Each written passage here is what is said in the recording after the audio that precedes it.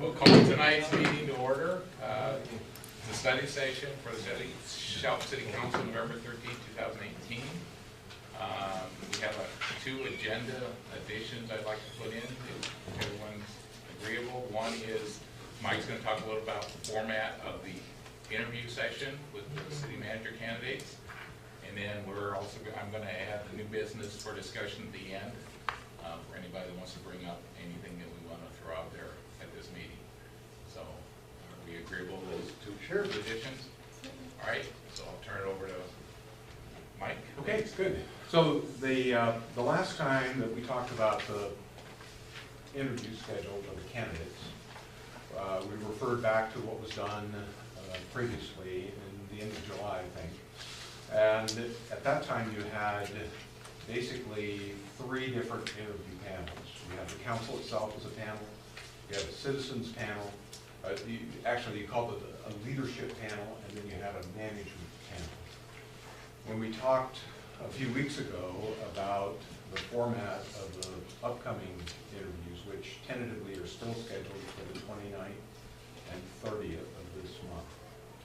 I had a call in to Bob Slayton today, kind of sidetracking him for a second, and he must have been traveling because we could not get a good cell phone connection, so I'm hoping I'll touch base with him tomorrow. Regardless, the question became whether to have 2 or 3 interview panels, one of the panels being the council and the other being a combination of community leaders and staff members.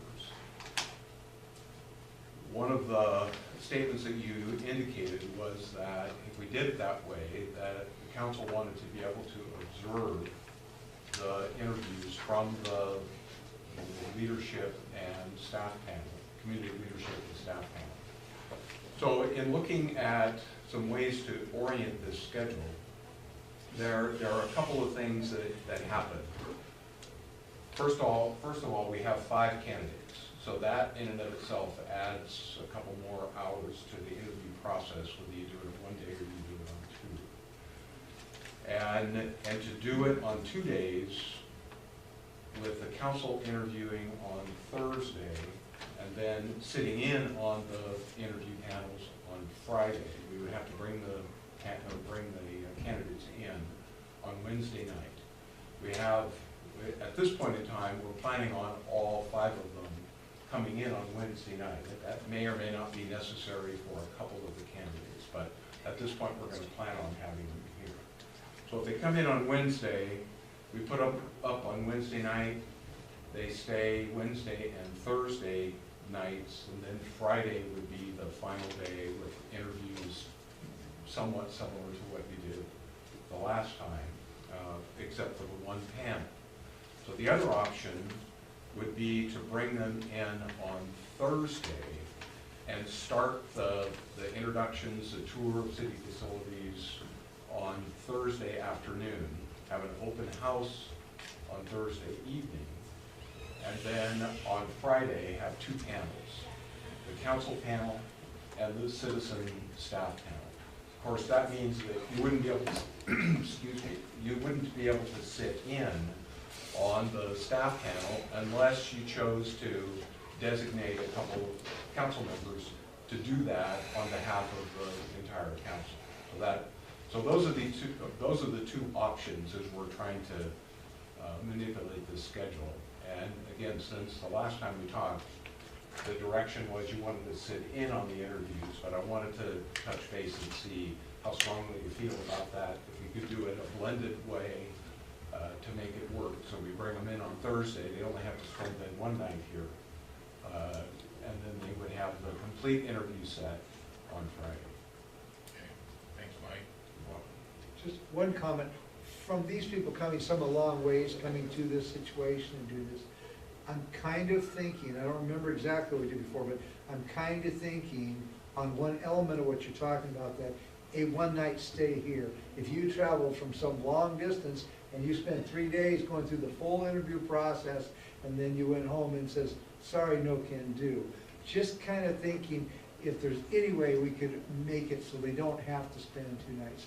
Don't know if that's possible. I'm just kind of throwing it up. Maybe for the guy that doesn't win, the 4 out of the 5, it's a long 3-day process or something, but it is very important we get this right. So I agree. I may be That's- totally wrong in my assumption and my idea about, did we spend 2 nights last time? Was it 2 full nights they stayed? I believe they did. Okay, well, So I don't- what, just do that. excuse me, Gary. No, I just, The one option would be one night. Yes. But it preclude, at least it was a very limited fashion that the council sitting in on the other panels. Exactly. So I guess that's really That's the really critical the- decision is. Yeah, that's the decision. How important is it that the whole council sits in or has the ability to sit in on the community or the staff, the alternative group. I kind of like sitting in. Council members? I lean towards the 2-night model myself. I also think that as somebody coming in, gives them a chance to breathe a little bit and maybe give a better reflection of their professional capabilities than rushing it through. I think the 5 p.m. is we're going to be pressed for time as it is. Okay, 2 nights. Yeah. Okay, we'll go with 2 nights. I sense a consensus, so it didn't make any difference to us, but I wanted to throw out the other option for you, so. Okay. Thank you, Mike. We'll keep moving ahead here. Okay, so we'll go back to our published agenda, which starts with business items, and do we have anybody signed up for the free business No, tonight? we do Okay. not. But we have a really nice new timer I see that. whoa! for comprehensive. Are we gonna practice on council members tonight? or- We can. Okay. Or staff. Or staff. 3 minutes, you're done. Okay, our first item is for Community Development Director Mark Ziegler, information about the library Thank you, board. Mayor, council members. So in recent discussions about the library and the direct appropriation that we received, we, as well as, I think some correspondence that maybe the mayor received from members of the library board, started looking into the formation of the library board more closely, and found that the ordinance that established the library board of trustees established that board in 1984, prior to the Timberland Regional Library annexing the city of Shelton. And so many of the functions of that library board at that time either are not appropriate or really unnecessary. Some of the things that that ordinance and city code tasked the library board with doing was hiring a librarian, establishing a budget, purchasing property on behalf of the city for library services, and those really, really are inappropriate at this point. For one, the library, Timberland Regional Library District hires their librarians. They provide all the services within the library, and the city provides the building. So the envelope of the building itself, they bring in the people, the computers, the bookshelves, the books, and provide the services at that time. Speaking with Donna Fetter, librarian here at the Shelton branch, there really isn't much of a consistent pattern with libraries throughout their district with having library boards, but there are some. Lacey has one still under the same model. Lacey is annexed in the Timberland Regional Library District, and they basically are there in case they want to run a bond campaign or want that public support. They've got that built-in kind of public entity, citizen entity that can help out with that. I attached new bylaws that the library board recently produced in the packet. You'll see many of the bylaws basically just focus on the building itself. The current group meets on the 3rd Friday of each month. Don't have much contact with them other than recently, and really. Sorry to interrupt you, Mike, I don't have a hard copy of this information. Do we have a packet for tonight? Is it like in my mailbox? It's in, you want me to go get it for you? Oh, well, no, I Mike, would. correct this, Dave. He's Oh, right. it is. Is that right? Sorry about that. I'll share with Mark. I'm looking around at computers and a couple of humans are turning pages, so, okay. I got it, I'm on track, Okay. sorry. Thank you, Greg. You're caught up now. So, they basically have, by their bylaws, have determined that their purpose is to guide the city on the physical facility. Well, it's a little clunky, for lack of a better term. We have a library district, we have a librarian, we have a maintenance and facility staff that are in contact on a daily basis. So if something comes up as far as routine maintenance or planned repairs or safety concerns, we have a procedure, we have a process, much like we do in all of our buildings, where we address those needs. It's not somebody that comes in on a monthly basis and sees that a wall needs to be painted or something needs to be taken care of. So we work very closely with the librarian and their Timberland staff to make sure that we can maintain that facility in proper working order. And then through the budgetary process, the city requests any funds for capital improvements and infrastructure improvements. There is an endowment fund the city does have control of. It was 1937, I think. The city was actually $50,000, and then there was another $50,000 that came over when the library went public, and within that will, or excuse me, hospital went public. Within the will, if that hospital, Mason General, went public, then those funds will be transferred over to the library. So within that endowment, only the interest can be paid or used for services. So there's $100,000 sitting there, and the remaining, let's see, the balance of that is about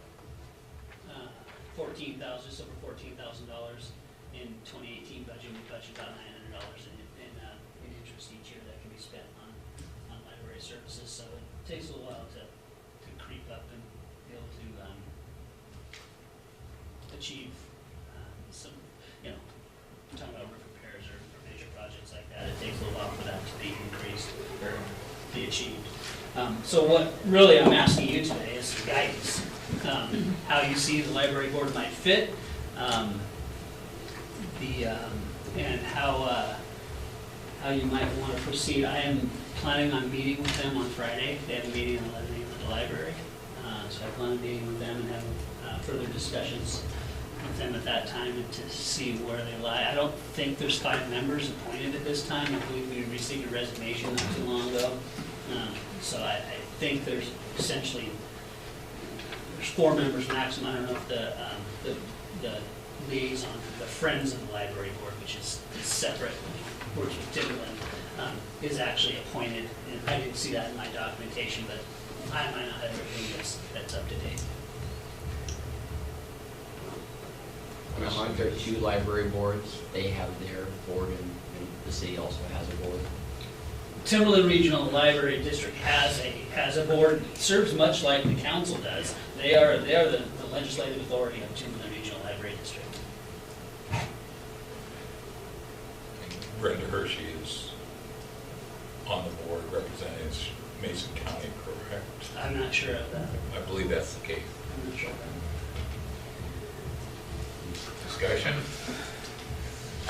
Do we have any representation from the city on the other board right now?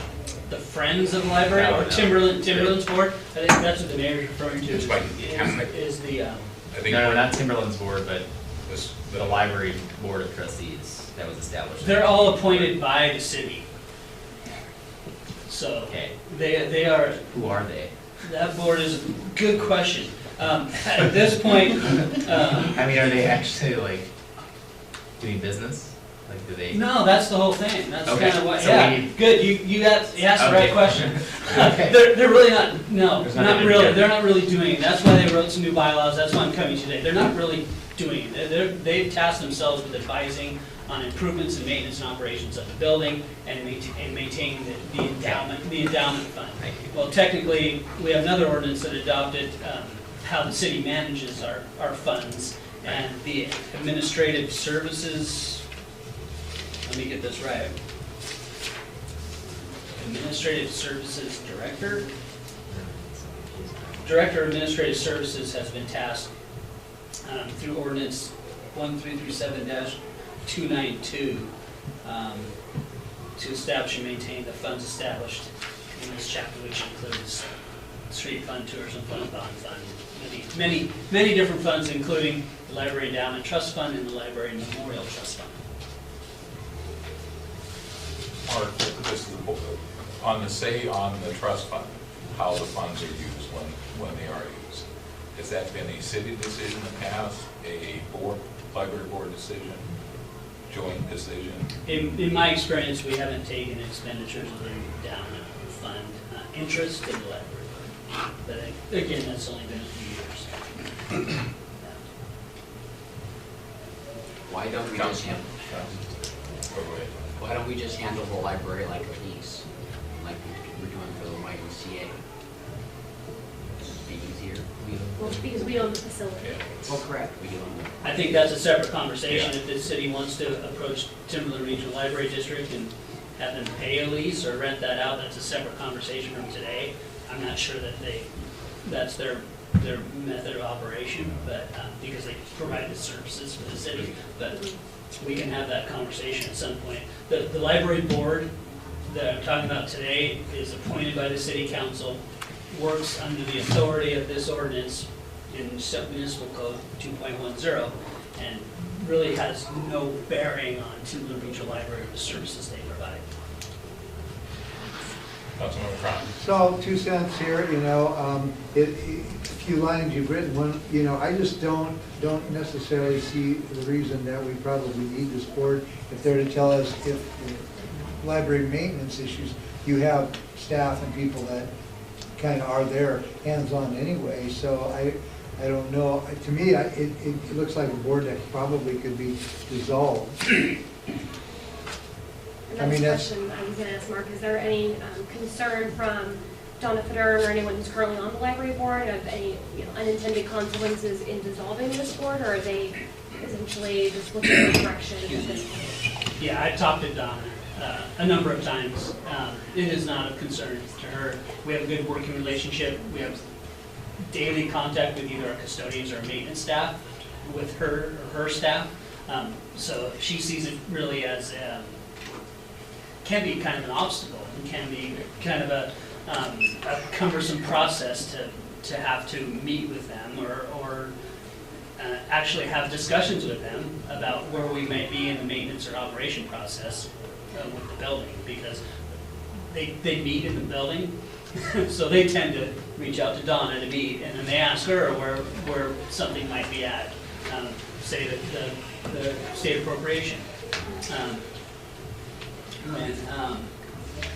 We've been in contact. We've got that in process. We're managing those functions much like we would the civic center or the fire station or the city shop building or anything like that. That we don't have these advisory boards meeting on a monthly basis for. When you spoke with Donna, was there any inclination that there's any risk with the Timberland Library kind of moving out of Shelton? I heard that there was some business concerns. None at all. No, They're here for. Shelton's not on the list for closure. No. Yeah. My feeling is simpler the better. Yeah. I guess the only caveat would be if there's some current board members who are really passionate, can they put their passion into the Friends of the Library? Is that an organization that they can participate in? Certainly. Yeah.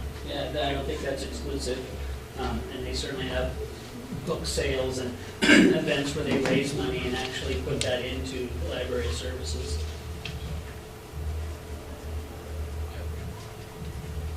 I think that group is Yeah.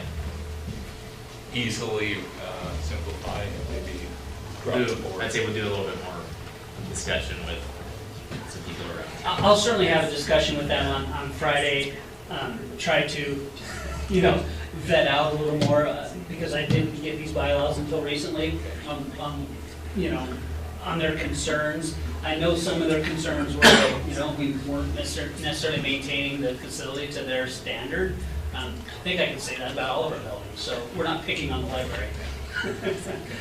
I'd love to have a new roof on that thing 5 years ago, much like I'd love to replace the carpet in the police department, you know, 2 years ago. These are different budgetary restraints and restrictions put on our maintenance of facilities, and we have to manage those as best we can, so we're not impacting the envelope as best as possible. But I don't think that's going to take this an advisory board to help us work through that. It's going to be Timberland Regional Library, my department, and the council themselves to work through those budgetary decisions. Yeah, the only other concern, just like I said, was just to talk a little bit more about it around the community. Is just having the semblance of a board. Does it potentially have financial from like a grant perspective or something? You know, having that board, is that going to be like a requirement of some grant funding down the road or whatever? But I'm not sure. Yeah. I get that. And correct me if I'm wrong, this is not a new conversation. This is something that came up a number of years ago, because it is a bit convoluted the way that all of the different groups are interacting right now. Yeah. It's just trying to You're kind of right. identify those roles and be a bit more streamlined perhaps. If you'll indulge me for a minute, a couple years ago when we did some tree removal at the library, you know, I think it made the front page, as well as other media outlets, and that was in discussions with the library staff themselves in the library at that time to alleviate some of the safety concerns that library staff had around there, especially coming and going in off hours, and then also alleviate some of the activity we were having there at night. Our police department did a environmental, excuse me if I don't remember the exact term, environmental checklist or something. Essentially, it looks at your building, your envelope, your environment, and says, okay, you know, you don't have enough light here, you've got these bushes that obstruct here, and so we went through that process, and frankly, the library board, you know, a couple of them were real happy with some of the results of that clearing, but the Timberland was fine with it, and I think our maintenance staff were fine with it because it really helped lighten it up and keep some of the moss from growing on the building and some of the impacts we had there. So, yeah, in my term here, it has come up from time to time, and that board seems to, you know, maybe find their issue and then kind of do their own thing and find an issue and get some fills a little bit. Got enough direction? Yeah, absolutely. All right. I'll bring it back. Okay. Craig gets his nose back. As Public Works Director, Craig Gregory will have information on water and sewer rates. Thanks, Mayor, council members. So I'm going to stall for just a minute and give Courtney Black from FCS Group a chance to get set up. She had a very tough drive down here today with tons of traffic and accidents all over the place. So just to start the discussion, we have provided you on the briefing sheet what was adopted through two different ordinances almost a year ago, last February. So you can see what was actually recommended and what was adopted. And FCS Group and Courtney did come down last October and did a draft presentation, or a presentation on a draft rate study that was finalized in May of this year, and just really wanted to spark the conversation of, are we moving down, I guess, the right path as far as rates go with the council, this being the first time that they've seen this. It was presented to the commission at the time, but really just wanted to make sure that the council in a whole was informed moving forward. So with that, I will introduce Courtney Black from the FCS Group and hand it off to her. Thank you. Is this kind of where folks are presenting in this setup? I didn't want to stand in front of anyone. You're fine. So as Craig said, I'm noting here, this was in October, or we're updating in October 2018. Folks who are new to it, who were not here for the original presentation, originally presented a year ago.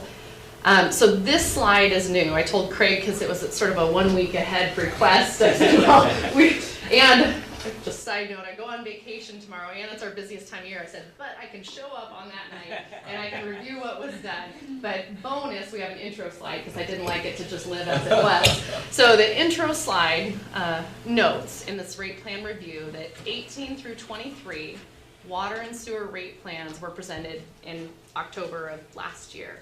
So a review of the October 2017 presentation, so when you have this file, you will find this introing you so you understand this is a review of the October 2017.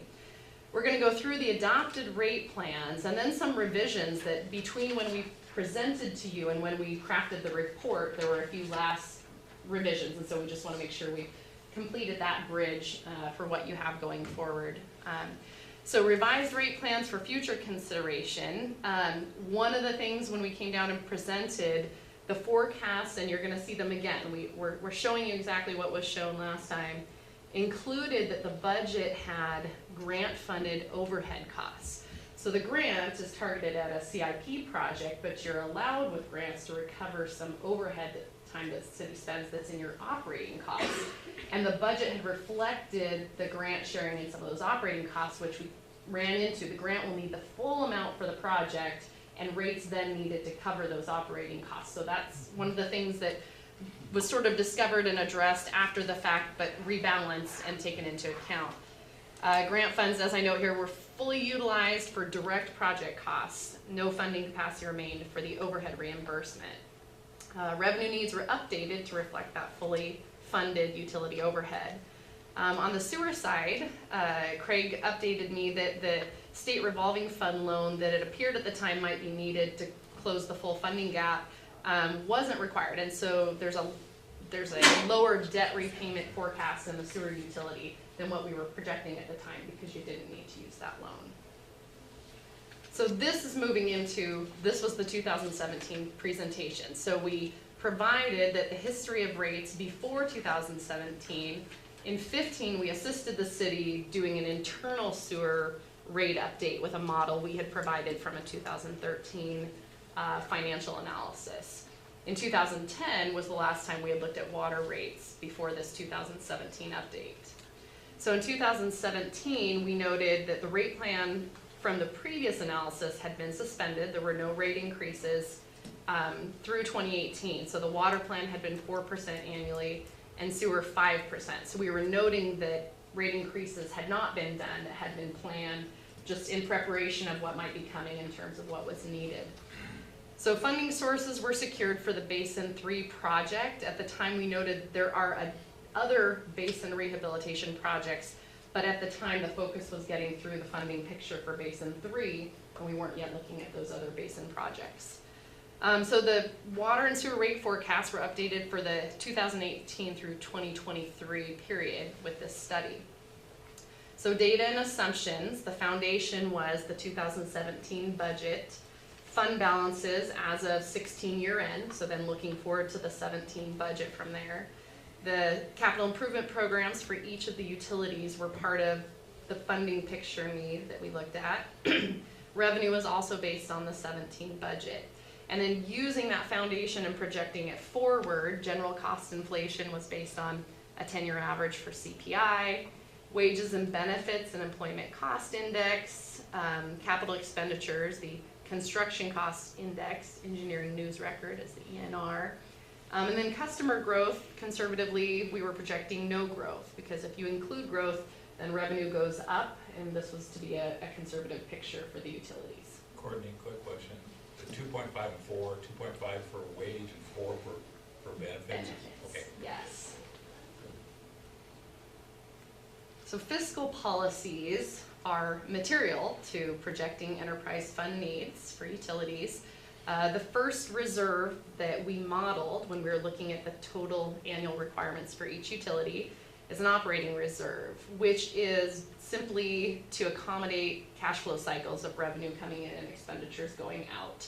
So for water, because water revenues are more variable in their rate structure than sewer, the industry standard is 60 to 90 days, which we use, and for sewer it's 45 to 60.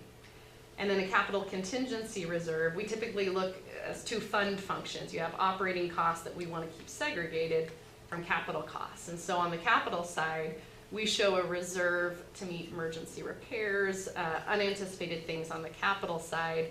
The minimum balance is 1% of capital assets. That keeps it tied to the size of your infrastructure investment. Rate-funded system reinvestment, this one probably should have a yellow highlight behind it. It's the current focus in utility funding right now and is a key element in all of the rate studies that we are looking at. So this is a reserve toward the accumulating replacement liability as assets age toward replacement. So probably here in the news, there's more and more news about infrastructure failures throughout the nation and unfunded, and utilities are facing that. And so this has become, in the industry, a real focus. So this policy target is annual depreciation expense less principal repayment on debt. That is a very accounting-focused function. It means your equity contribution to the system. We're actually trying to move folks, and we talked with you about maybe bringing that up to a level closer to depreciation, which isn't even going to be your replacement cost. That's based on the original cost of the asset. Courtney, do you want questions as you go, or? Please, yes. Okay. Question on the capital reserve. That's 1% of whatever the capital assets were booked at, so it's not current value. It's 1% of the original cost. Is that? Of the original cost, okay. Yes. And that's a minimum reserve. Okay. Yes. And then on the annual depreciation, that you use that a lot. Can you define that? What basis is it? Yes. Like on a loan? If we have a loan on it, is it the basis of the loan? Is it the life of the equipment? So thank you for that clarification. I jump into accounting things sometimes and make assumptions. So this capital assets balance is the starting place for depreciation. So I'll start there. So every time the city does a project and it's capital, it gets booked at its original cost onto a schedule. Though I must footnote, you went cash basis in January, and I've suggested you continue to do this as a background because you don't have to anymore. But you record its original cost and then its useful life. And in government enterprise fund accounting, they do what's called straight line. So even though just about any asset depreciates faster, you drive the car off the lot, it depreciates quickly up front and then slower. And in the private sector, sometimes they recognize that. In government, it's just spread evenly. Depreciation is. So what happens is that $10,000 asset, and for simplicity I'm going to say 10-year useful life, it depreciates $1,000 for 10 years. So essentially we're saying set aside $1,000, and then if you're already paying for other assets through debt principal and your rates, as an equity adjustment, this is kind of an aged approach given the new infrastructure focus, but you deduct out what you're paying in principal through rates. So current customers, it's more complex than it probably needs to be, but that's how the industry had been doing it for a while. But it is based on original cost and divided by useful life is depreciation. So what's the useful life cycle of the sewage treatment plant? 50 years? Probably varies by components, right? Yeah. Buildings, Yeah, you're equipment. talking- So this isn't, so it varies by components, which muddies the water, in my opinion, with this discussion a little bit, because have we actually broken out the project itself into the individual assets and determined their life cycle, or expected life cycle? I don't believe so. Okay. You're talking And isn't breaking out a blower as opposed to well, I a mean, dryer. because that's part of the, right, a pump, but whatever the individual components that make up the system, we haven't done that. Is that in this, because So the that's what historical gets a accounting little- records, it's been years since I looked it up, and cities do it in different ways at different levels of detail, and you've had some turnover in finance directors, and so to comment on the historical policy might be a bit challenging. In terms of utility rate studies, when we look at the CIP and say, what are you gonna need to collect for depreciation going forward, a common assumption is a 50-year useful life as an average over the types of utility infrastructure. So again, I can't comment on what the actual depreciation policy was starting that last time. But I would say. But he's not financing either. But to answer your question though, looking at not necessarily looking at the components themselves, but not the overall site. I think on average, you would look at something like a 20-year life cycle for things like pumps, the dryer, the centrifuge, things like that. You would be looking more at a life cycle of about 20 years. Now, that's not talking about replacing a concrete tank. Obviously, that's, a much longer life cycle. But yeah, those moving parts and those things, you're looking at more like a 20-year life cycle than what, I guess, what Courtney mentioned, the actual physical things that are there in that longer life cycle. So moving parts more like 20 years. And one important bridge there is there's a trend, and more large cities are doing it, of moving away from the accounting basis and doing what the operations folks have a better grasp on actual useful lives of assets versus what gets booked on a grand assumption. But most cities don't have the resources to do a full asset management plan yet. And so that's the connection to real world that you're sort of, but those are costly. And in the meantime, we should do something. It's sort of the answer, because nothing is a problem. And so, yeah. So do you believe 50 years is probably, in our model and for our assets, is probably what we're using to calculate that number?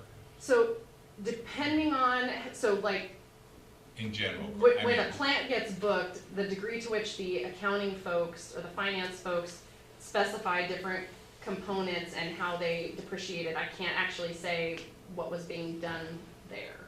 One of the things, and we're going to get to a slide that will help kind of point out that impact. So there's much more after this. So just one more point of clarity. Mark just actually brought up, it's a really good point. When we were working through biosolids and looked at a lot of those depreciation things, I worked through it extensively with Thomas Donnelly, who was in finance before, and actually worked with Annexter, who actually put the plant in and the dryer. It was a 20-year useful life is what we came to as far as depreciation goes, with things like centrifuge, the actual dryer itself, and the digester itself. But that was just a unique study on taking biosolids. Well, it was a pretty good look, I think, though, at a lot of the components that are within the larger facility of the main treatment plant. But then that might not necessarily be what this is based Pipe, on. I'm remembering now, That's correct, yeah. pipe usually makes up a huge portion of water and sewer systems and has much longer useful lives. And so the average is kind of the 75-year pipe model versus the 20-year plant. And so there's sort of an overall average when you don't have better information, and it's probably a composite of what we're talking about. Okay. So debt service coverage, this is one that is probably the most difficult to grasp just from description, but it's compliance with existing debt covenants, and so you maintain creditworthiness for future debt. And what it says is, so when you issue a revenue bond, it will say you need to maintain revenue that at least meets your operating expenses, plus you can pay us back our principal and interest, and we want a cushion of 30% on that principal and interest. So you have to be able to pay the principal and interest plus 30%. And so we actually run a test when we do your analysis, a cash test. Do you have enough to pay your bills? And then we run another test that says, are you meeting any existing coverage minimums?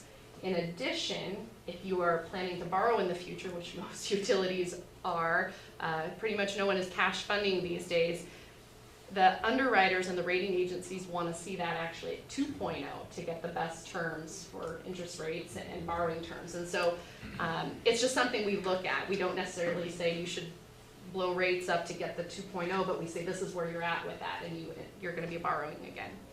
So rate setting, we always look at a multi-year financial plan.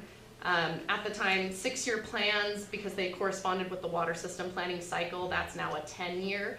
This one was based on 6. So revenue sufficiency, it's kind of stating the obvious, but it's important to have said that for your enterprise funds, you should be setting rates to meet the total annual financial obligations of the utility and be self-supporting. Generally, for utilities, that's that rates are set to cover operations and maintenance, debt service, and the rate-funded system reinvestment we talked about, and then fiscal policy achievement. So this is just the framework of assumptions for how we model what you need from your annual obligations. So I mentioned we would stop on we already stopped on rate-funded system reinvestment just for questions. And so this, I noted, is important. It's a consistent cash amount from current rate revenue. So rather than a reserve, like the capital contingency, this is saying you'll set X amount aside from your revenue and contribute each year, rather than maintaining a level that's a target. So it pays for either current R&R projects, and most of my clients are fully paying R&R each year, and it's not accumulating because everyone's so far behind on this. But otherwise, the idea is that it gets reserved for future R&R that you're essentially in the depreciation setting aside for. It's policy-based and budgeted, so you ensure that it happens, and it reduces reliance on borrowing to fund all of your R&R.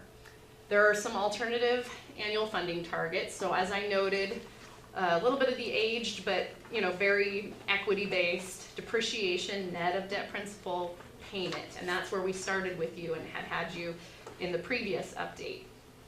More common these days is a full annual depreciation, and then we're starting to see some cities that are looking at asset management start to target, or at least try to move towards, a replacement cost-based policy. They are significant to rate impacts. So it's not like we'd say, well, we didn't give you that good policy. The outcome would have been not feasible for the policy balances that we were considering. Oh, okay. So this is the graphic that probably best helps folks understand the impact of this policy. So this is my overly simplified pipe graphic. This pipe has a 5th-year useful life, though I know pipes have 75 and are really pushed to longer, even at times. But for the sake of the math, our pipe originally cost $50,000 when it was booked. And so over the 50-year useful life, the depreciation is $1,000 per year. That's that straight line. Replacement cost funding, if you set your reserve policy so that you can fund the pipe replacement at the end without borrowing, it'll be 2.5 times original cost-based depreciation, but this is over 50 years. There's an assumption down here, 2% interest earnings, which is a little high right now, and 3% capital cost inflation, which is actually a fairly reasonable assumption. So we're checking in at the halfway point of our pipe. Under the depreciation approach, we have accumulated, because we're earning interest too, $32,000, replacement cost $83,000, and then it's important to note, under no policy, it's zero. You have nothing towards the pipe. So what happens when it's time to replace this pipe and every other piece of your system, under the depreciation approach, you will have $84,000 towards the replacement of a $220,000 pipe. So you are borrowing a significant amount of just this asset and every other asset in the system.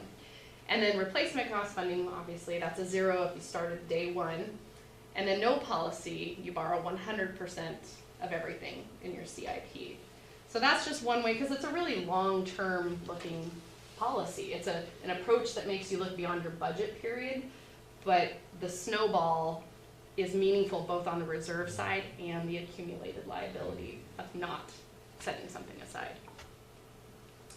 So now we're moving into the individual utilities forecasts. So for water, we provided, and I believe we did this, we'll say for sewer too, the current policy, which is the depreciation net of debt principal, and then showing you what your rates would be if you updated that to depreciation. So there had been, in our previous analysis for you, we do this commonly, we phase into the policy target. So you weren't even at 100% of this target, we were on sometimes we'll phase it over 6 years if that's the forecast period or longer. And so you were on a phase-in plan to this policy. So it ranges from $80,000 to $260,000 in annual reserve contributions, though the rate plan was driven by the bond coverage requirement. So that means for existing outstanding water debt, you essentially were setting your revenue levels so that you did not violate the minimum bond coverage based on this particular approach. the updated version, we said we're gonna phase in over 10 years, beginning with the 2017 year-end transfer. That ranged from 40 to 480. So you can see the comparison when you're netting out debt principal, which we know is maybe kind of high for the water system because that bond coverage is driving, it's higher than the cash requirement. So it's gonna be a significant deduction to that depreciation. So 480 is by the end of that phase in. And again, that rate plan is driven by meeting your minimum bond covenant requirement. So because of that, at that time I said, let's stop on coverage. Sometimes we gloss over it because cash is the higher one. There's no need to dig into this conceptual heavy lift. But in this case, water was driven by, we need to meet the minimum. So the most common revenue bond coverage is 1.25, and you have a 1.3, so it's slightly higher to meet on that 2013 bond. So what the net revenue calculation says, that your gross revenue, so this is sort of what I was describing before, less operations and maintenance, and then you can add ULID assessments. That wasn't relevant, but those are the highlights. And then you're calculating it based on the maximum annual debt service in any current year on outstanding bonds. Do you have 1.3 of your principal and interest when taking out O&M? So you don't have to deduct your replacement reserve or any public works trust fund, low-cost state loans. There's a concept in borrowing that you would have to pay your bondholders before the state, and so they don't care if you can meet that. It's just, can you pay salaries and wages and O&M, and then you pay us. Legally is how you would have to do it. So under just that, bond coverage was driving your requirement.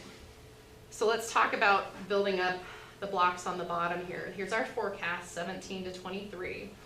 O&M, so again, we do this sort of as the priority. O&M is the first block, the dark gray. And then your existing debt, principal and interest payments are the blue. And then the any new debt is the red. So we'll look at a capital funding analysis that shows, given the water CIP and the reserve levels that we were starting with, in order to execute the CIP, you would need to borrow, which would generate new principal and interest payment in 2019. And then finally, the orange is where we say we will phase in towards that policy, the current policy that nets out principal. So what that meant was these are 10% annual rate increases for 4 years, and then 3% in the last 2 years. So the lines on here, this dashed line is your revenue under existing rates. So you can see that by 2019, that was going to be not quite enough from a cash perspective. This is your cash requirement. Excuse me. The dashed light brownish line is the bond coverage. So you can see that here, bond coverage, it exceeds in 2019 as well. So really, to meet your bond coverage, you would need to raise rates even up to the final year of the forecast, 2023. Can I ask a quick question on this graph? Where, is there anywhere in that, does grant money at all have any effect? This is totally absolved of any possible, whenever you say, well, you would have to borrow this. If you got a grant, then you wouldn't have to borrow. But in your world, that's an unexpected gift or something, and you can't figure it that way. But I mean, is that correct? Basically, whenever you say you would have to borrow this, unless of course you got like $16 million in grants or something. Yes. Yeah. So the red here is the only thing that's affected by a capital revenue. So you can't use capital revenues for operating purposes, but you can reduce principal and interest repayment if you get grants. Now, usually I say, but no one gets grants, but you sort of recently were successful uniquely in getting grants, you know, and so I can't make that case as strongly here, but grants are competitive and limited, and state funding is, you know, so. It was tough, it was very tough. I remember you describing how hard you worked for those basin grants and how important that was, and the promises you wanted to be able to keep at that time, so we were doing everything we could to try to help And make I understand your point. I mean, I wouldn't do it, I would do it the way you're doing it, but there's that little comment, like, unless, of course, you get substantial grants, then you don't have to borrow. Right. So I would say, if you look at it year to year and you start to expect it, you plan for without, And then you make sure you look frequently enough that you can revise a better picture when it becomes more firm in expectation. Yeah. Let's see. Skip 2. So there's the current. And then under the depreciation, rather than 3% in the last 2 years, in order to phase towards the full depreciation policy, it was 6s in the last 2 years was the alternative that was shown. And then under the revised, without some of the indirect costs that were being offset, both water and sewer were reflecting a reduction to indirect. These looked more like 3 10s, 11, and 2 5s. And so the analyst that was working on this at the time, I said, you know what, they'll need to look at this again in 3 years, and we can help them with that revised budgeting assumption without relying on the grant indirect. And so not terribly important that I think the adopted was this first one now that so you adopted the 4 10s and the 2 3s. And so before 2021, I hope you will look at rates again, you know, with or without us. I hope you'll take another look at that point, and then you can determine whether the 11 truly is what you'll need to plan for, or if some other situation has occurred. But again, that crystal ball is fuzzier the further out we look. Courtney, question. In the current policy, you have phase in through 2024. But on the depreciation, it'd be through 2027 because you have 10 years out from 17. Is that correct? So it'd be a few more additional years of phase in. Yes. So that's a good point. The original plan I was noting went through 2024. If we're saying here's a higher standard, we'll restart your phase. I even have sometimes where we come back and the rate outcomes are so difficult that they restart the phase multiple times at the same level. Not a good thing, but this is a very justified, you know, at a higher standard, here's more time to work into that. Yes. So that was the revised. So this always, you know, requires the footnote. It's always interesting to know what other folks are doing, but utilities vary significantly in whether they've been keeping up with, you know, system maintenance, or if they're running into a significant replacement. Did you just do a sewer treatment plant expansion? It's so variable that comparisons are often very hard to explain as much as people would like them to. But here we are. The existing 2017 is the 2924 down there. This assumes 800 cubic feet of monthly use and a residential size fixed meter there. And then under the current policy, the 2018 bill would be the 3216. So under the adopted rate plan, but the thing to point out is these were all 2017 rates. So these other, the blue, likely had rate increases as well. And so it's not an apples to apples when we show you a projected bill in terms of how you move up positionally. So moving into sewer. So this is the capital funding picture we had at the time. So this is the Basin 3 rehab and satellite water reclamation, WRP expansion. It was a CIP project done at the same year. And so the 7.6 million escalated CIP was the full CIP funding picture, it looks like, through 2019 there. 6.1 million are the grants that were achieved out of that effort and contributed capital. $500,000 cash and rate funded system reinvestment was available. And then I noted there was a $1 million state revolving fund loan that was expected to be part of that funding picture, which was part of the funding package. A low cost state loan is actually a good thing. It's better than a revenue bond. It doesn't have that coverage. It's lower interest rates. But you didn't end up needing it. Project costs didn't require that funding picture. So this was another bonus slide. I asked Chase, who worked on this, could you put it together without it? And so we've got, this is what it looks like, the 7.6 fully funded without the Public Works Trust Fund loan. So the sewer scenarios, were included both of these. The current policy, this one, those studies were done at different years. So the other was 2024, this one was phased through 2022. It ranges from 14 to 120,000. You can see how big the debt principal, significant difference there if you do it based on depreciation versus taking out debt principal repayment. But sewer is not driven by coverage. So it's a cash requirement driving this. You're not trying to meet that increment for bondholders. So again, a 10-year phase-in is what we showed for the depreciation one. And then we were asked to show as a sensitivity, what does it look like if we reduced rates? And so because there wasn't an identified cost to cut out, we picked a 20% reduction and said, well, obviously there'd be no rate-funded system reinvestment, and you would have to find O&M to cut of $400,000 in 2018, and it'd be up to $750,000 that you'd have to cut by 2023. And I think the finding at the time was that was all but one staff member or something, and so it wasn't really, it's not a scenario as much as it's a sensitivity analysis based on the curiosity of what does it mean if we reduce rates.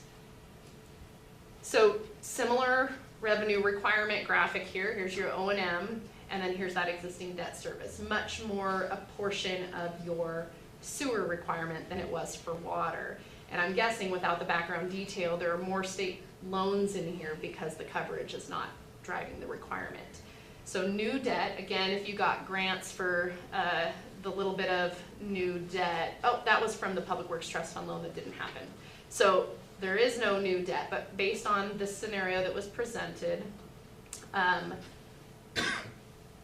this was the grant indirect. So it wasn't until at or after that meeting that the sort of picture came together that, oh, that's not actually going to happen, we need those costs. So we presented to you, as requested at that time, a 1-year reduction, because that's what the intent was to look at that time, and then bringing rates up to what they needed to be. And so afterwards, it was determined a 1-year reduction was not going to be feasible, and so the adopted doesn't reflect that, but that's what was presented. Oh. Where is the adopted? Oh, it looks like we're missing. The presentation looks a little different than it did on mine, but I feel like we would have had every slide. So the adopted was actually a 0. I'm just going to comment through it.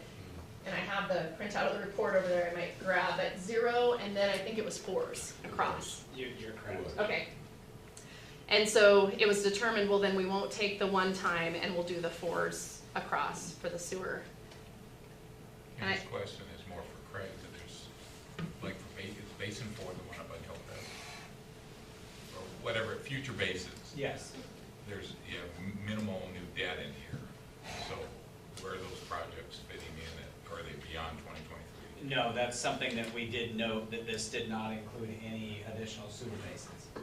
That was the one caveat to looking at these rates, is it didn't include any new, even when we looked at the CIP, what we were asked to do by the commission at the time was not include any new sewer basins. Being a past commissioner, the conversation with the Department of Ecology at that time was get us through Basin 3.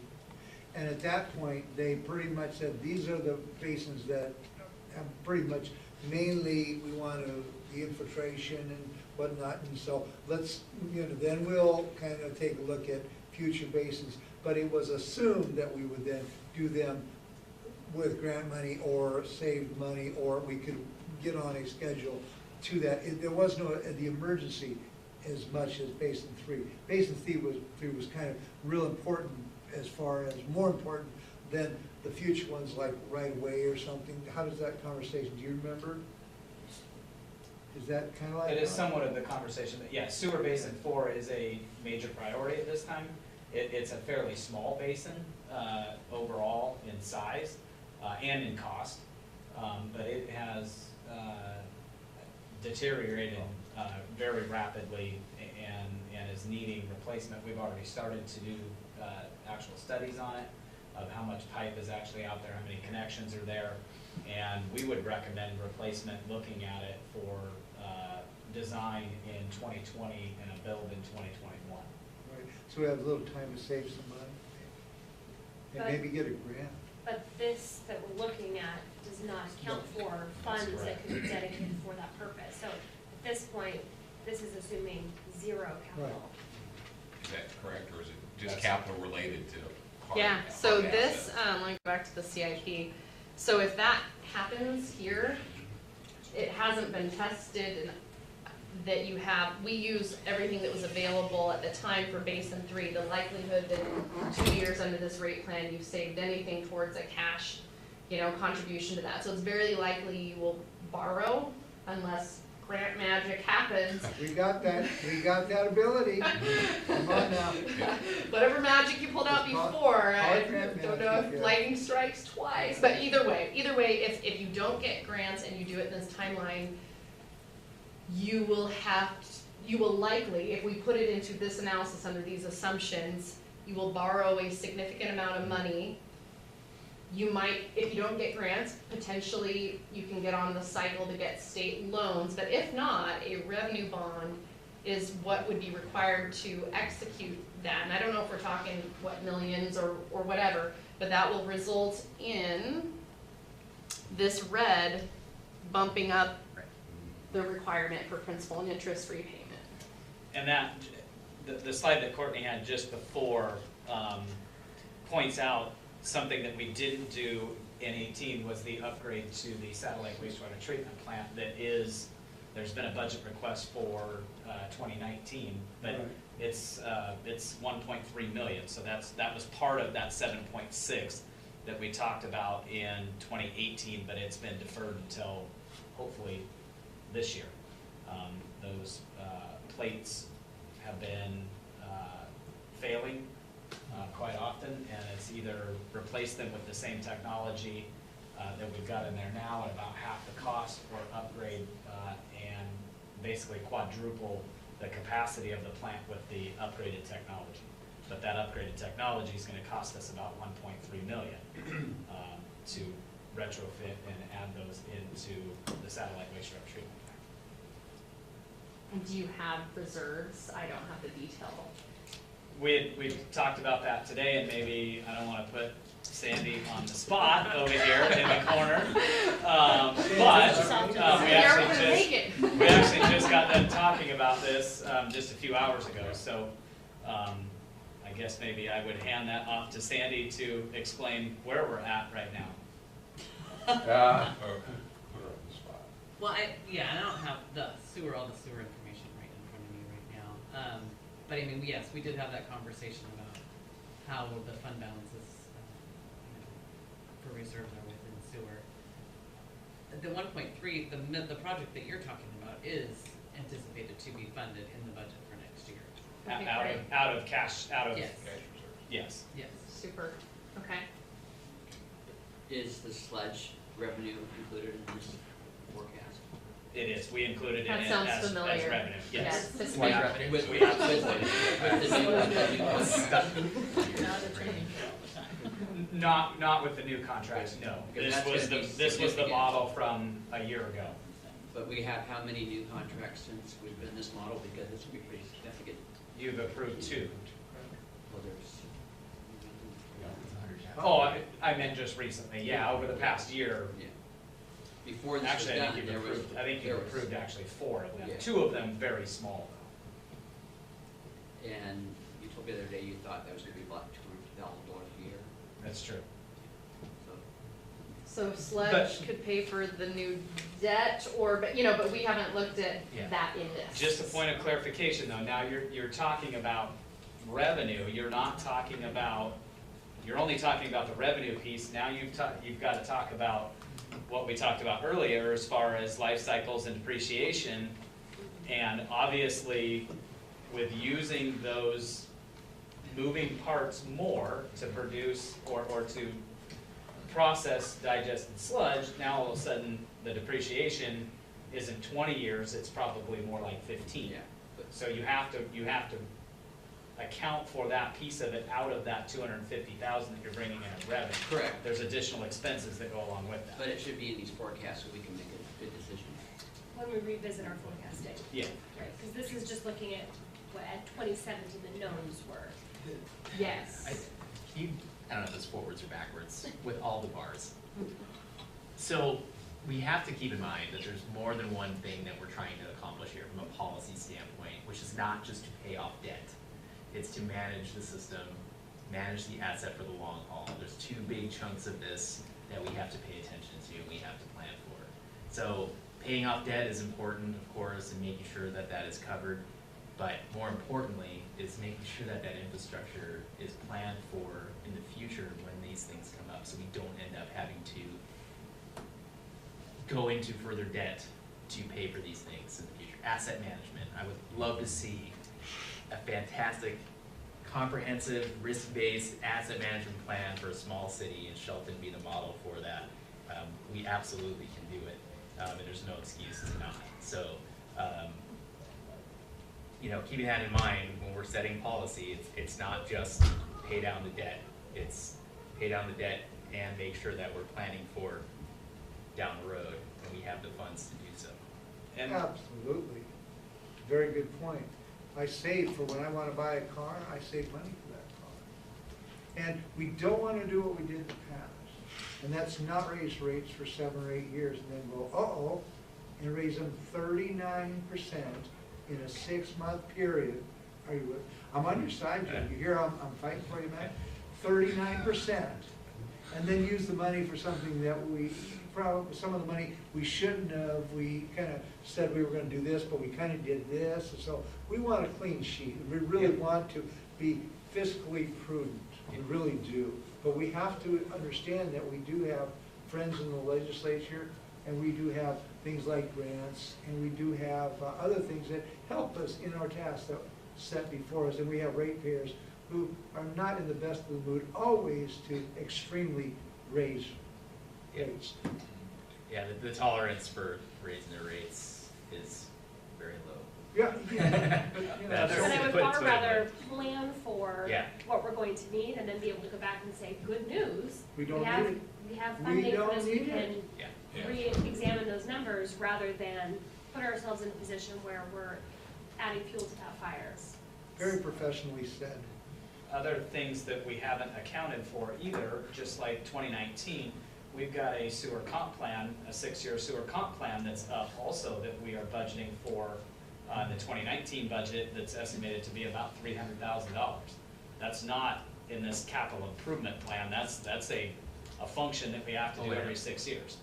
That's part of your O&M. That's not accounted for on a year-to-year basis, but Right. an ask of $300,000 in the 2019 budget. So the other question I have related to debt is the types of debt and what funding can be used to pay down those types of debt. Can you explain that? Because that's been, So generally, and I'm thinking through, we do financial chapters for system plans where we catalog the various funding mechanisms for CIPs. And so we go through, once you get to borrowing, there are the low-cost state loans or other state and federal type of water resource programs. And they generally result in like a 20-year repayment term at 1.5% interest. They require some type of reserve, but they don't have coverage. Coverage is kind of the big difference besides interest rate between revenue bonds. There is GO-backed bonds where you might get a better interest rate because you have pledged some of your GO capacity, but cities typically need that for other purposes. GO. Yeah, General GO-backed obligation. revenue bonds. And then actually pledging GO, general fund debt to utilities, not recommended, but it's on the list of eligible. But then we get to, so we've gotten the low-cost state loans involving the general fund, and then we get to revenue bonds. So essentially, utilities as enterprise funds are pledging revenue, system revenue versus tax revenue. They're fee-based revenue, and they're a different kind of funding mechanism. And so the interest rates on that vary, bond buyer index, and what folks end up getting is somewhere between like a 4% and a 6%. And then you have to have a reserve and issuance costs of like 1.5%, and then this coverage piece, which once you start snowballing significant debt, if it's revenue bond related, becomes a really binds you to rate increases that you no longer have discretion over. So that's sort of the. Sorry, specifically crosswalking this over, so the sewer debt can only be paid down by revenue to the sewer system. So not necessarily taxes, but the ratepayer revenues pay down that debt, So correct? enterprise funds are intended to be self-supporting, which means their revenue needs to pay their expenses. They're supposed to quasi-business, operate and have kind of walls between those funds and restricted, sort of like restricted revenues. Right. That's why they're separate. Okay. Yes. Okay. So it sounds like in the near term, there's some additional capital that may or may not impact this picture. And so you may want to, have a look as those firm up, because this won't bear out if there is other things in there. And related to that, we do have an asset management group at our firm that, if you're interested, we can talk to you about that as well. So sewer on the single family bill comparison. So similar story that so there was the reduction scenario. So identifying, just under $800,000 somewhere to cut, put the sewer bill there. And then the next one was 2018 on the current policy, and then 19 on the current policy because that was a reduction. That's why there was the rate reduction temporary in here. So we went ahead and showed 19 as well, and then 18 under depreciation with the reduction, and then 19 with the following rate increase. And here's the current rate. That's what I was originally looking for in 2017.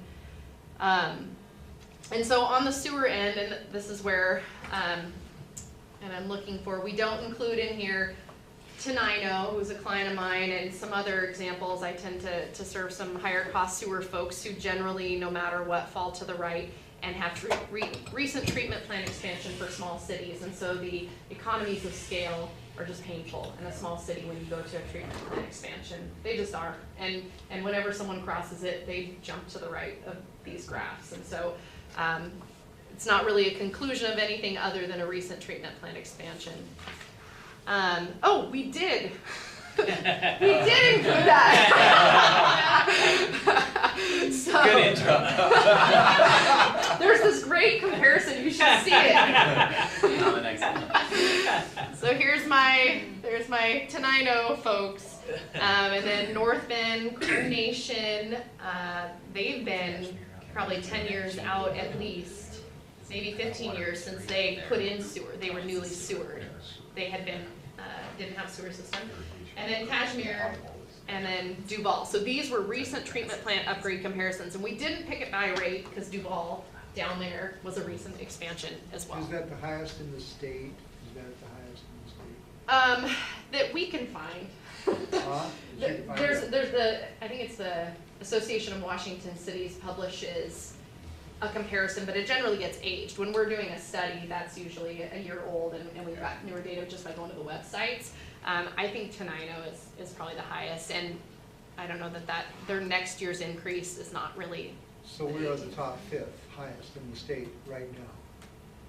Top Fifth. or ranked 5 in yeah. sewer rates. Fifth down from the top to the highest. Potentially. We didn't do this against the AWC survey. It was more of our own searches and knowledge. And this one actually, this is recent treatment plant upgrade comparison. So that's an even drawing the line again. So I don't want to conclude for you yes on that. Sure, Possible. yeah. We're not in the bottom 5. We know that, I right? can probably confirm that, yes.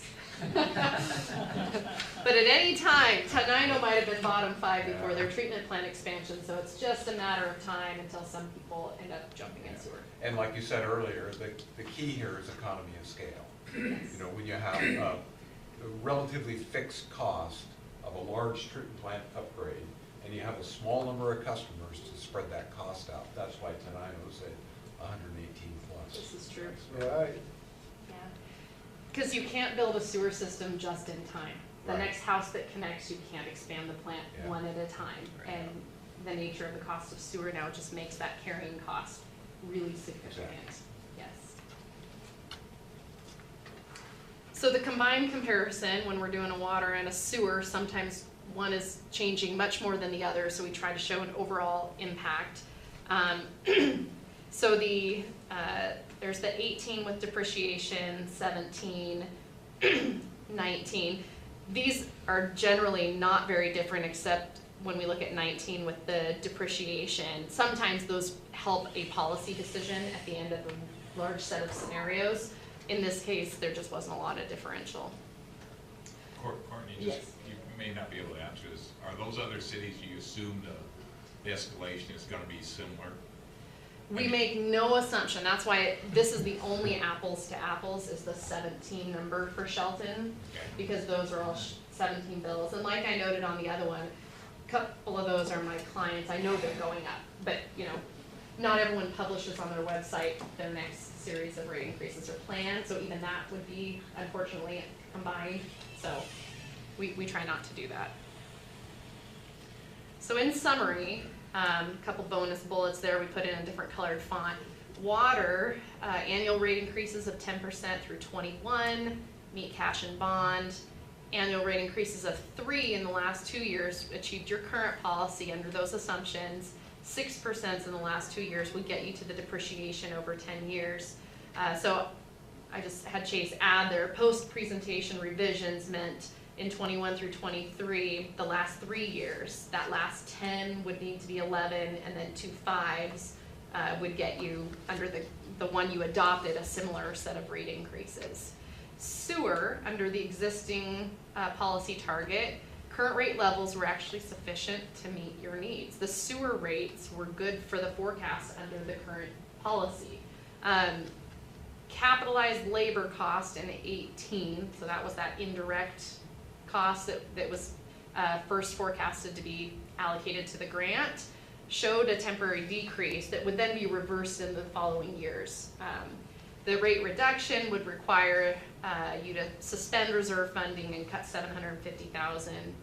So the adopted rate plan reflects progress toward the recommended depreciation level funding we noted, because sewer under the current policy target was enough, but at the time the decision was we're going to actually make some ground towards this recommendation with the sewer increases, and water, it was stay at the current policy because those were a little more significant impact.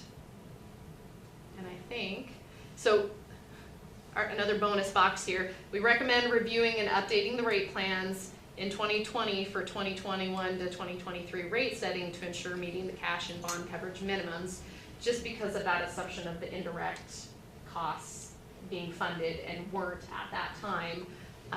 But additionally, it looks like there might be, particularly after a sewer plan, another reason to look at capital going forward. So again, this was a review of a 1-year-old presentation, but it sounds like it's still very relevant to what's being planned and considered currently for the utilities. Are there any other questions? Good job, very professional, thank you. Thank you. Glad it was Any useful. questions for Courtney? Beyond what we've already covered with? We did along the way, that's a useful way to do it too in this size group. Okay. So I would like to thank Courtney personally for the late notice and fitting us in right at the last minute, and I appreciate all the work on this. It's my pleasure. I'm glad it worked Isn't out. that nice? We can clap for people in a small group. And I apologize for the drive. Oh, okay, I do I should much probably worse. apologize. I do You should much apologize worse. for the drive. On behalf of the Department of Transportation. You need a helicopter. Take the Get that bus. driving. Take the bus. Take the bus. If you don't mind, I'm gonna get right back running. Just one thing on, I guess just to take a look at what, I guess, what we looked at with the CIP in both the water and the sewer fund and what was presented a year ago, and then actually looking at it and seeing those budget requests of, these aren't things that are on a wish list, these are things that we actually asked for, and with some pretty steep costs to them. So, and some of the things that we've been very successful in grant funding, I give Councilmember Krantz that. And we Gregory and and we legislators. continue to work towards that. Working with Squaxin Island Tribe most recently and a very large grant application just over the last month.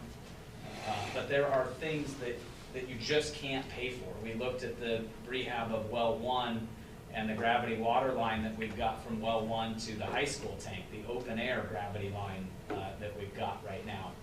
And talking to Janet Cherry at Department of Health, who does a lot of their grants and their funding agent, and she had indicated there really isn't grant funding for something like the rehab of well 1 and the gravity water line unless you're consolidating some other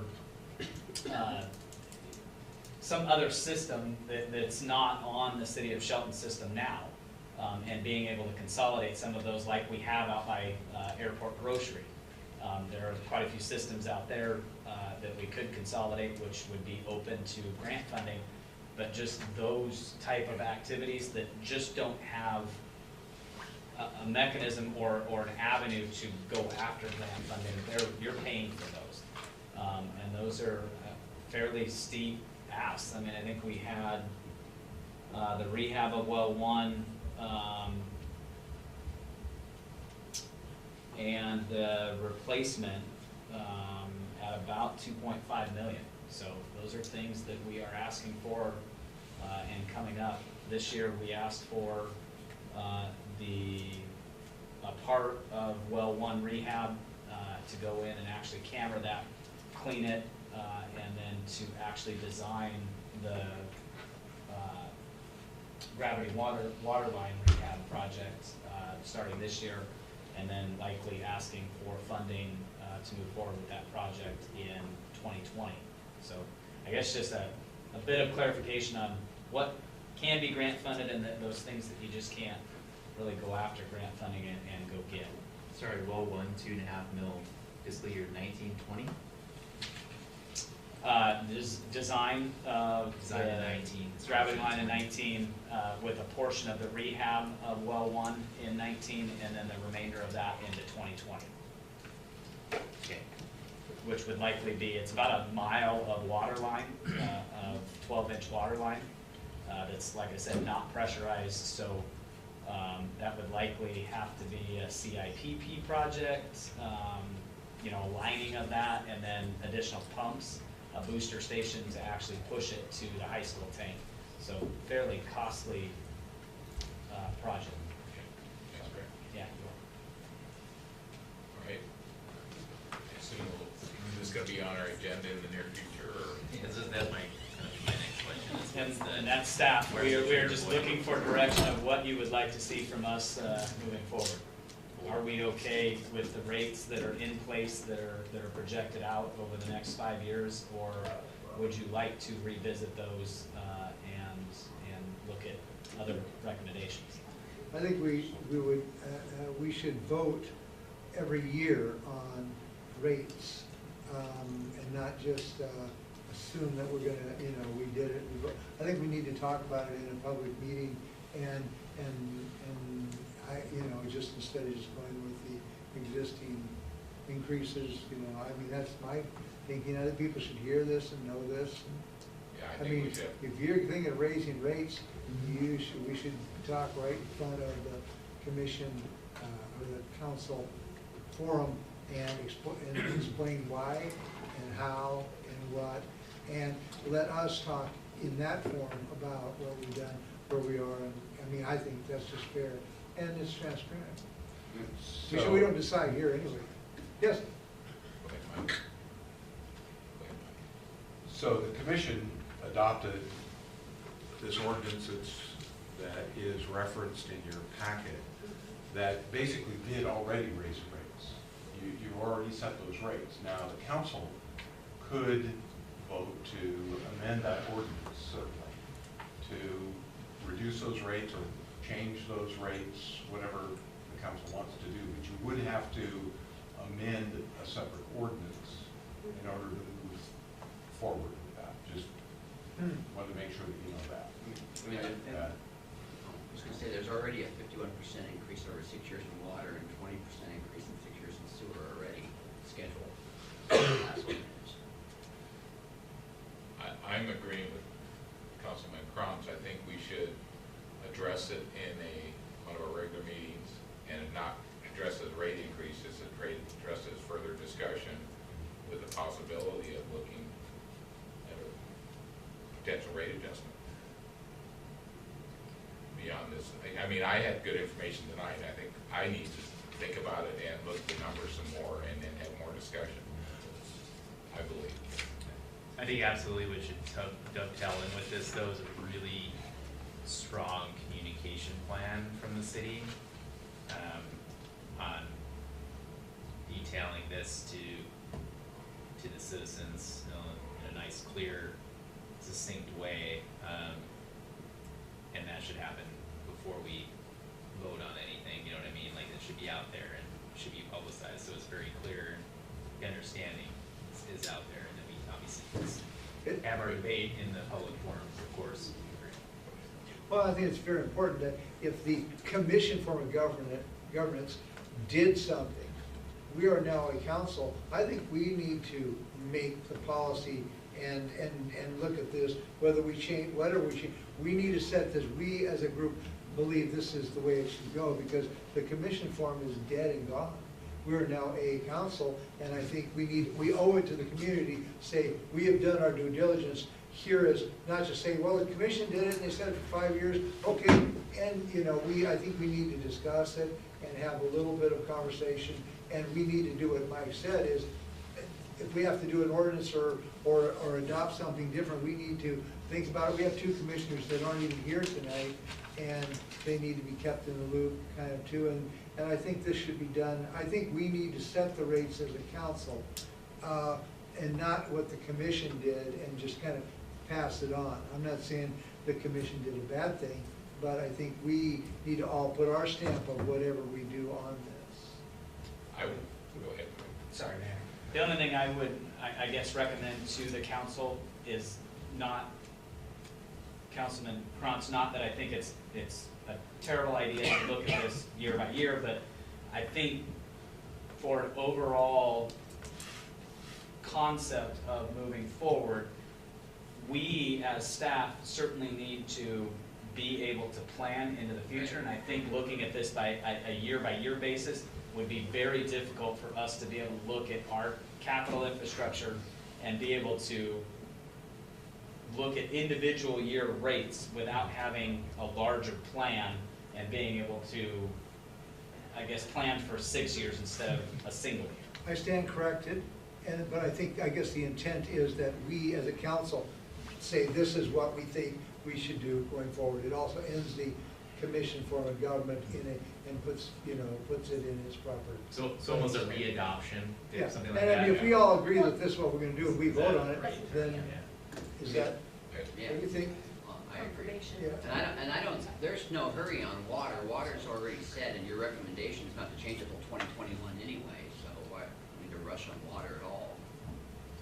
And to be completely honest with you, I don't have a recommendation for the rates. That is a policy decision for this council of, do you want to plan into the future for any of this future depreciation, this future capital costs? So that is a policy decision for you. So who put this recommended water rate increases in here then? That was what was recommended by the FCS group. Okay. That was not recommended by us. Okay. That was strictly But 2017 recommendation from the and FCS. still, there's no change till 2021. Yes. So, Yeah, I think we basically need another business session on this, and there might be more specific questions for you, more than general questions.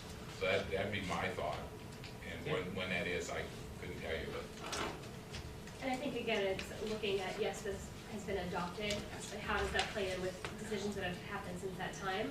And kind of reevaluating how that looks in the big picture. I completely agree we need to be looking at long-term asset management, but I also agree we need to continue to keep our eye on this and bring it forward in a public forum. So I think that's the best of both worlds, to bring it back in business, reevaluate, and allow us to have that discussion. One last statement, if I could make. I believe in small incremental rate increases, I believe in them. Because I think that this little graph and what we have done, we won't go back to 39% in 6 months if we are prudent and we do them in small incremental ones that will meet the needs of what we need to do. So I think we are all pretty much in agreement. Thank Okay. you. Is that enough direction, Mike and Craig? That's correct. I'll work with Mike too. Yeah. Okay. Our Right. budget. All on to Sandy and Carrie. Further on the 2019 budget. I don't think I had anything in front of me. There you are.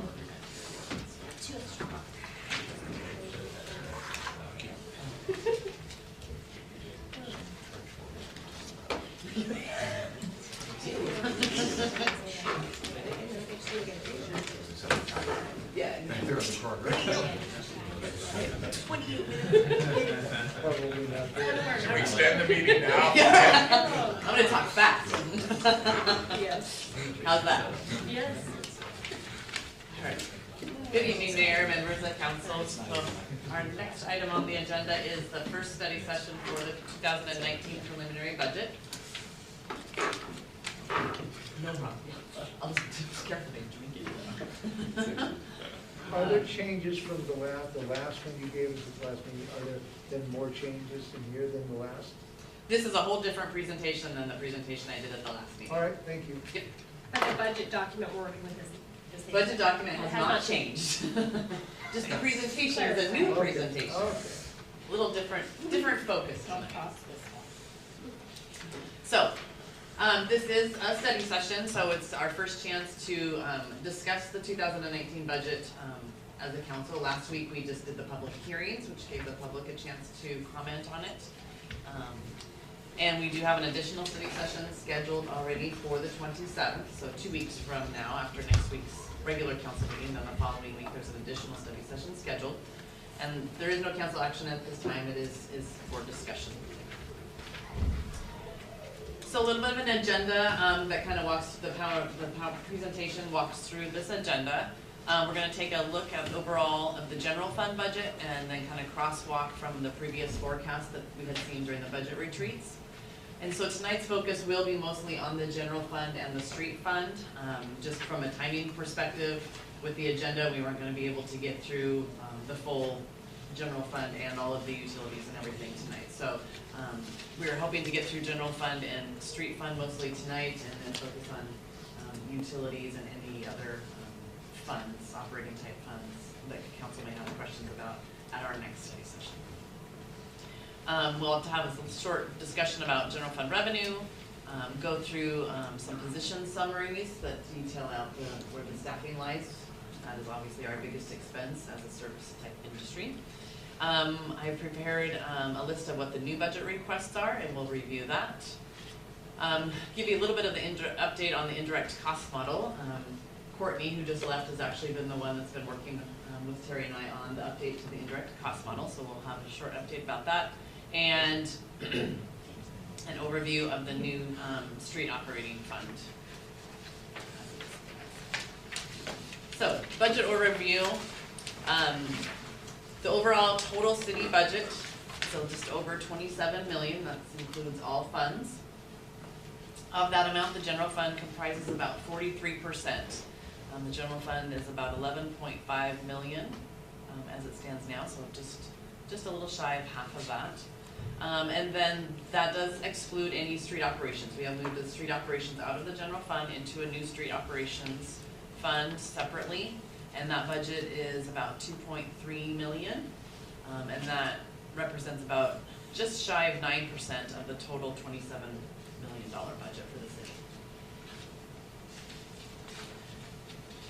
This is just a recap by fund of the total budget of the 27 million. You can see the general fund is by far the largest component at the 43%, and the street fund at the 2.3 million. From the utility standpoint, sewer is our largest utility at just over 6 million, followed by water at about 2.39 million, and then storm drainage is a little less than 1 million. And then our EM&R fund is just over 1 million.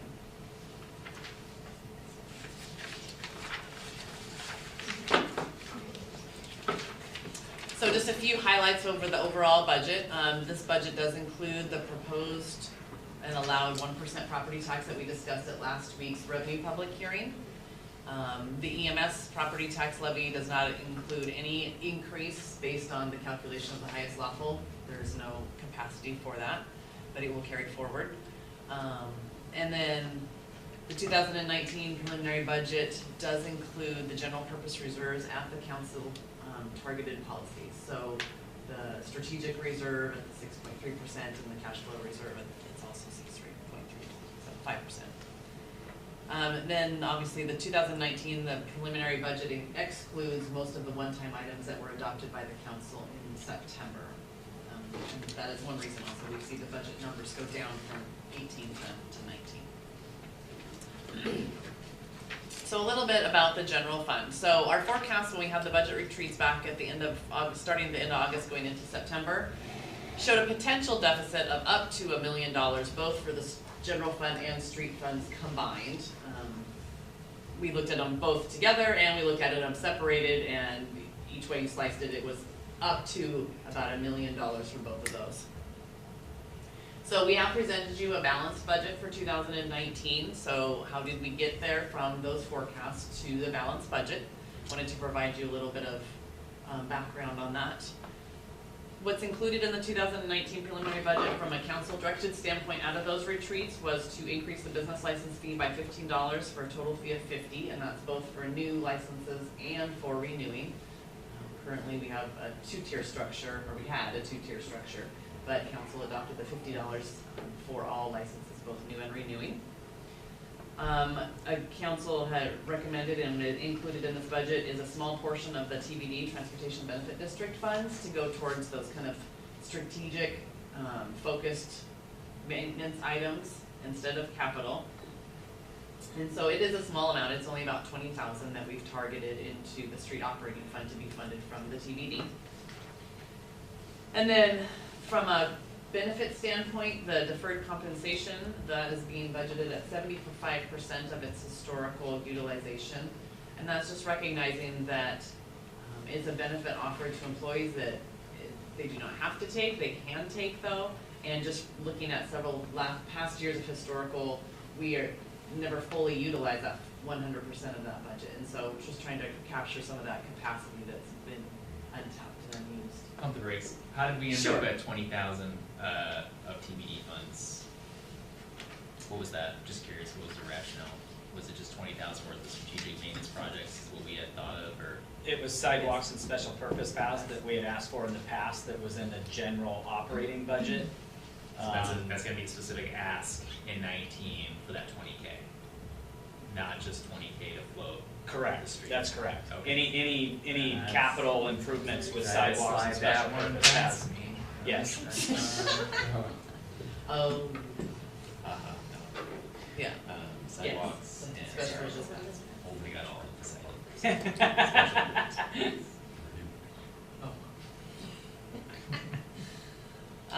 Let's see, where was I? Oh, different 75%. And then we had discussed vacant positions at that time. It was all agreed that there was a 0.55 of an associate planner position that was basically hanging on, that didn't need to be there and wasn't even expected to be in the 18 budget. So that was an easy and automatic elimination because it was not a planned position any longer. So in addition to the council provided direction, there were several other factors that impacted how we put the 19 budget together. One being that once we actually started doing the budget, we went through and did the revenue projections at an actual line item level where we had more data, because obviously we were doing it farther into October, so we had more historical data to work with from this year, as well as that we did it at a line item level at an in-depth analysis versus the forecast was broad, growth factors across broad categories of revenue. And so the forecasted revenues were very conservative, as well as just trying to apply those kind of broad increases. And so once you got down to looking at the growth and any rate impact increases and those kind of things on a line item level, we were able to hone in much better on where our revenues were going to stand. And overall, it's about $600,000 worth of growth in revenue from the 2018 revised budget into the 2019 budget. Sandy, would you still qualify that as conservative? The 600? At the line item, or not? Yes, not as conservative as what the forecasts were. Because as much as you don't want to overestimate your revenue, you don't want to underestimate it either. Right. So I'd say that, there's some sense of conservative to it, but not nearly as what we were doing in the forecast. Okay. Excuse me. Likewise, on the expenditure projections, in the forecast, I had applied increases across full categories, whether that was, across all supplies or across all benefits or wages.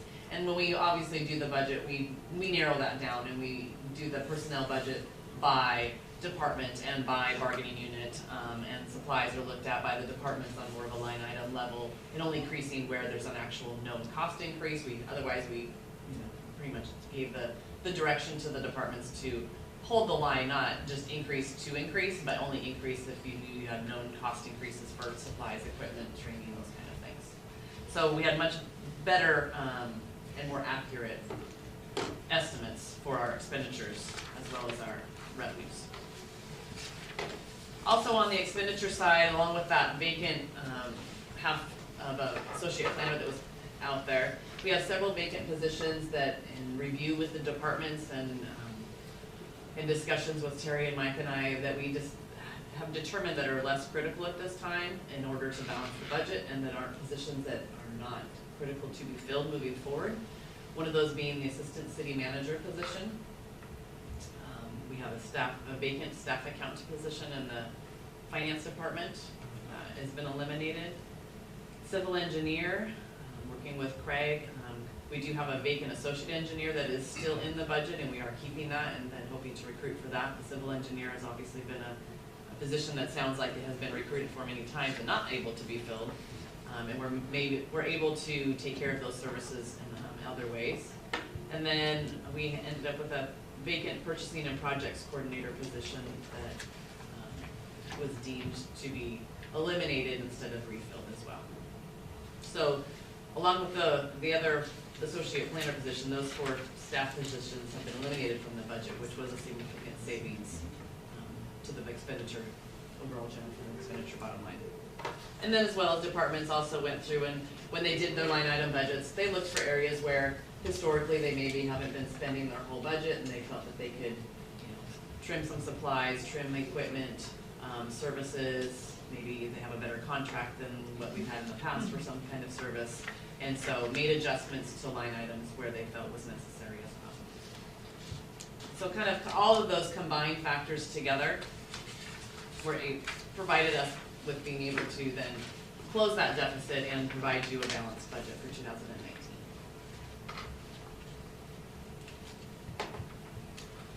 Just as a reminder, this is all this is just general fund provides the basic services, so that what is funded from the general fund, from the general fund taxes, is your police and your court and jail contracts, recreation activities that aren't necessarily funded from SMPD, but the activities are within within the general fund, and SMPD then reimburses the city for that.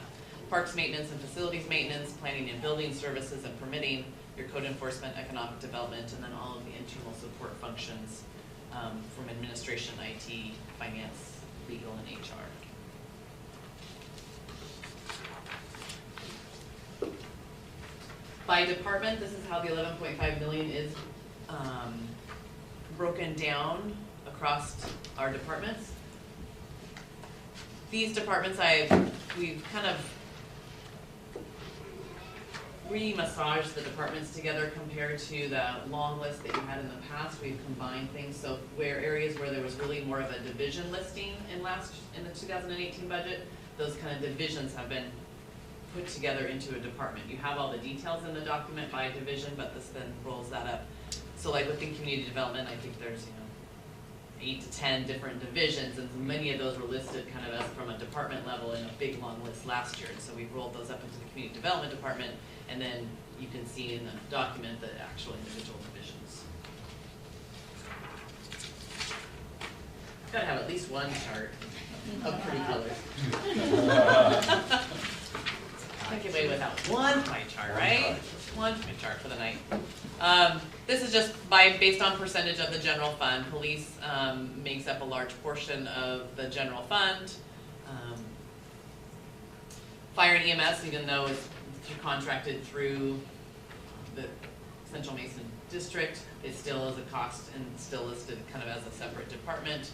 Community development.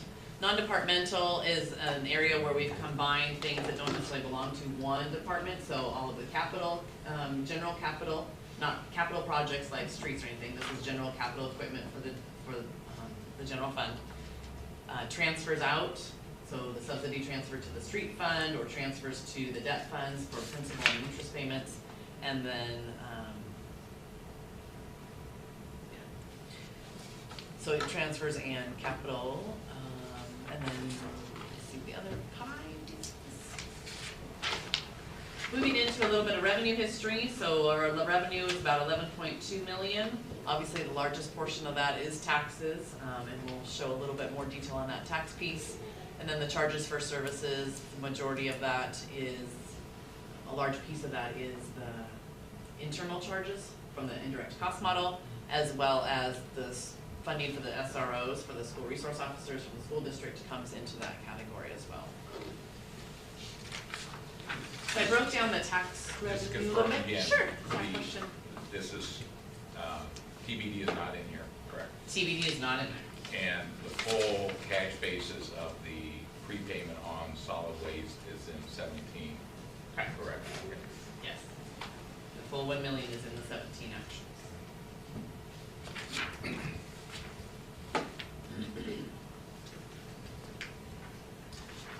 So I broke down the tax revenue a little bit into the main categories. There's a few ancillary ones, but I put the main categories up here. So our property tax, both the regular levy as well as the EMS levy, is that 2.3 million, and that's what we discussed at the revenue hearing last week. Sales tax, we have several different sales tax. The majority is just the general sales tax portion. We have a small piece related to public safety. There's a small natural gas use tax, and then the criminal justice sales tax portion. So it's about 2.6 million for sales tax in total. So it's our largest revenue source into the general fund. So even with a slight decrease in EMS from 50 cents to 44 cents per thousand, we're still seeing an increase in that projection? Is So- that simply based on the property tax increase? So what that's based on the levy, the change between 18 to 19, even though we have we don't not taking the 1%, is that we're able to add on top of that is the refunds that the county provides to us. It's not an increase that you have to take like we were talking about. Sure. It's just an add-on. So Okay. they give you your levy, here's your highest lawful, and then they allow you to add on what the refunds and state assessed utilities are on top of that. Okay. Thanks. So that's what that small variance is. I like the way you've condensed some things together, you know, because some of those things, you know, like stamps for Mike or something, you know, it made it so, I mean, it's just like there's 2 pages of itemized. You've done an excellent job at making it much more palatable. Well, I'm glad it's helpful, thank you. Yeah, we were trying to shorten the list for you to review. Our B&O tax, that through the budget retreats, it was decided we were not gonna pursue any but B&O tax rate increases. So what you see here is really just a projection of growth in the B&O at the same rate. And then the utility tax is broken out. So gas, TV, telephone, and electric are all external utilities. You'll notice that like TV cable is pretty stable, telephone's actually going down, but if you looked at history, telephone has been going down for the last 10 years. Somehow I don't expect it to keep this turnaround and go up unless they somehow change the taxing structure on telephone service. Electricity is strong, good growth there. We have new houses going in as well, so there's some new growth from that. The city utility taxes, we're still working to split those out for next year. And so we'll have a better separation of that a little bit later, as far as that would include the water, the sewer, and the storm drain, or combined into those 3. Solid waste is separated, that $1 million then that you see in the 27 actuals, $1,027,000, that includes that $1 million prepayment that the mayor was referring to. Then the 2018 went down, it was only accounting for the 5% that we were collecting. And then the increase back into 19 is assuming then that the prepayment is recouped by the county, and that the additional 36% utility tax is coming to the city starting in about the second quarter. So that's why then you'll see the large increase back into 19. So there's another portion of our revenue increase coming into next year was in that utility tax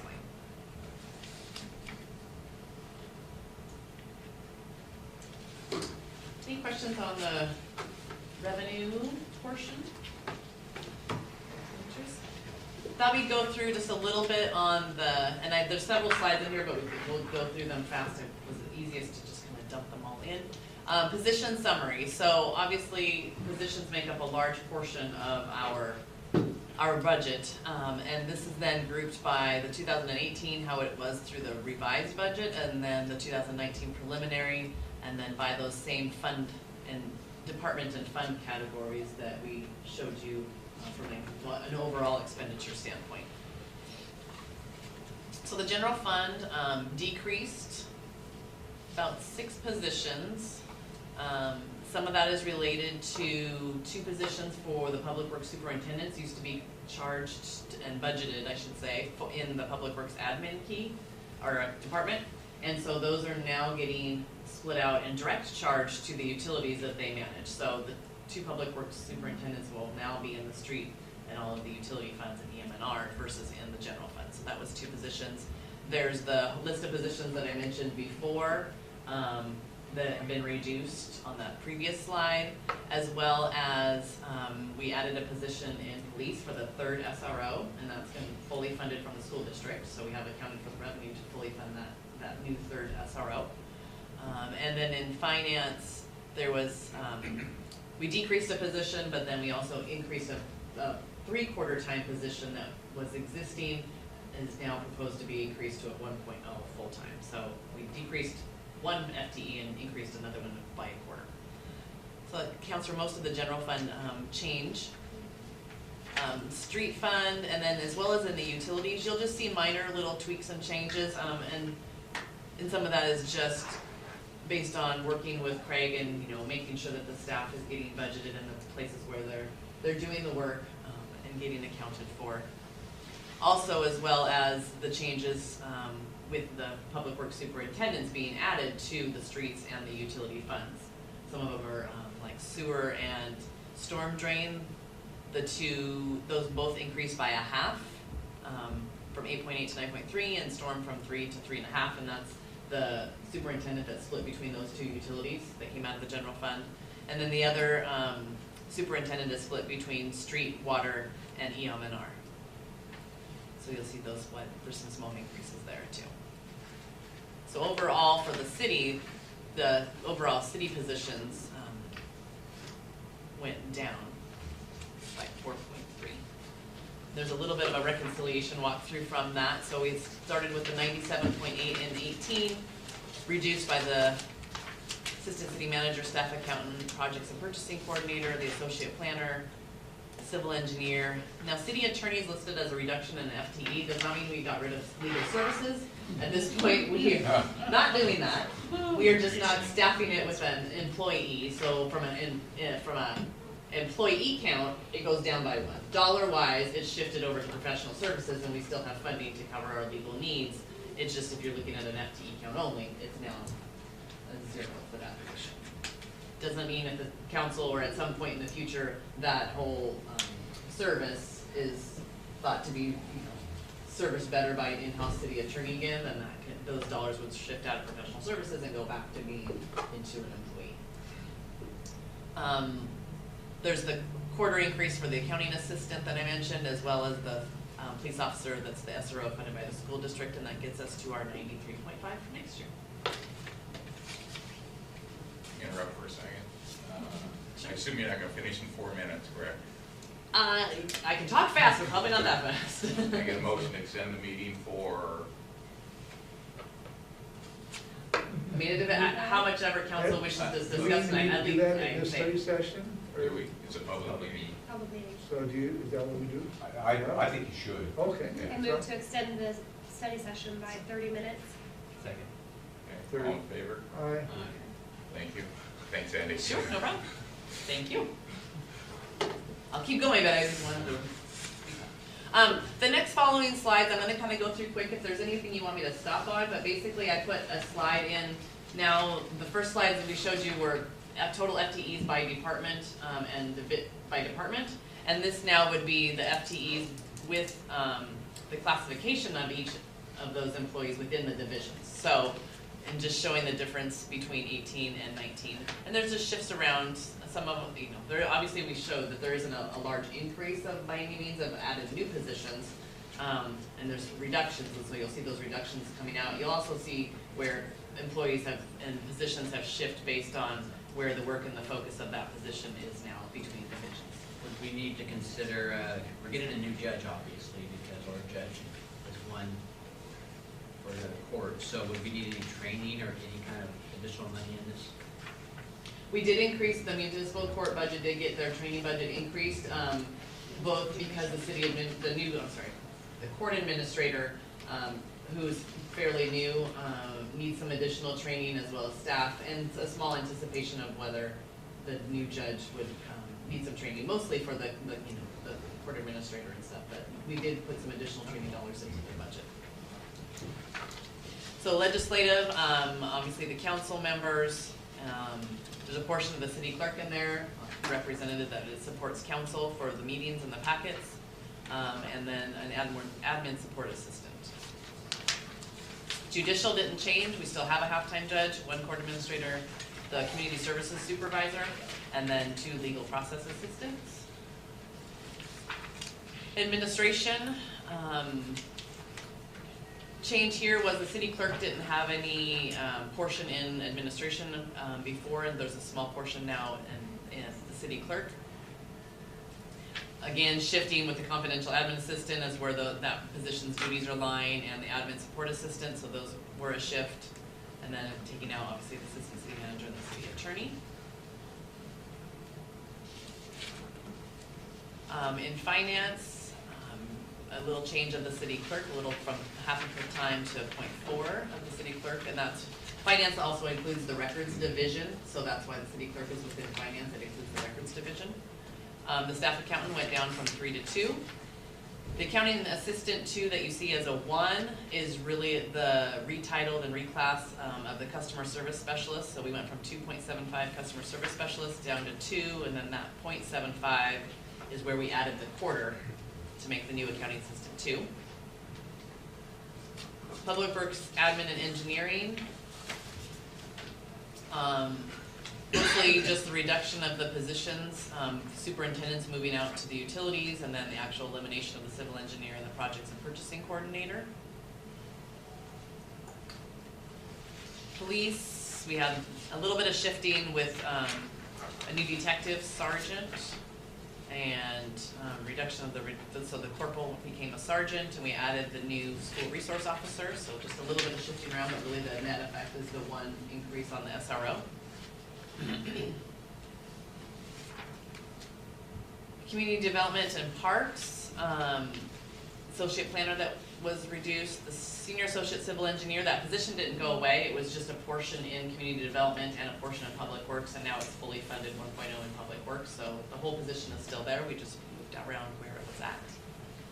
And then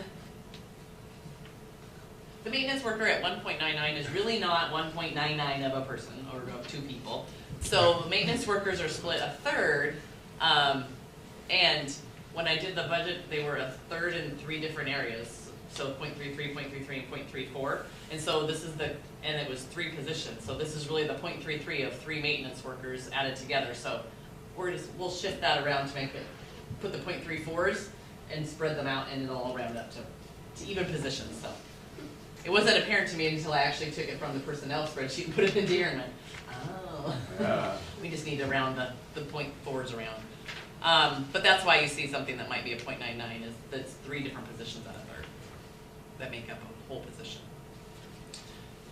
So street operating now has its own fund, and so I did put the 2018, even though street operating was in the general fund, I put its likeness in for 2018 had it been its own fund, and obviously the positions that we knew were related to street operations.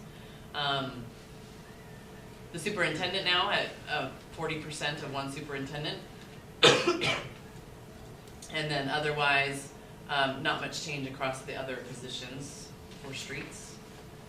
And then same with water, 40% of a superintendent to water, and otherwise, not much change. We went from 2 water quality specialists to 1 full water quality specialist and 1 in training. So not a change in total, just a change in types. Sewer fund, we have half of a superintendent in there, and no other changes to sewer. Same with storm drain, half a superintendent is now within storm drainage to account for that are responsibilities they have over storm drain. And the other positions remain the same. And then EM&R, of 20% of one superintendent oversees EM&R with our master mechanic, and then a portion, actually that's it. And then the admin receptionist that was in EM&R is now moved back into the general fund. So we went, change that.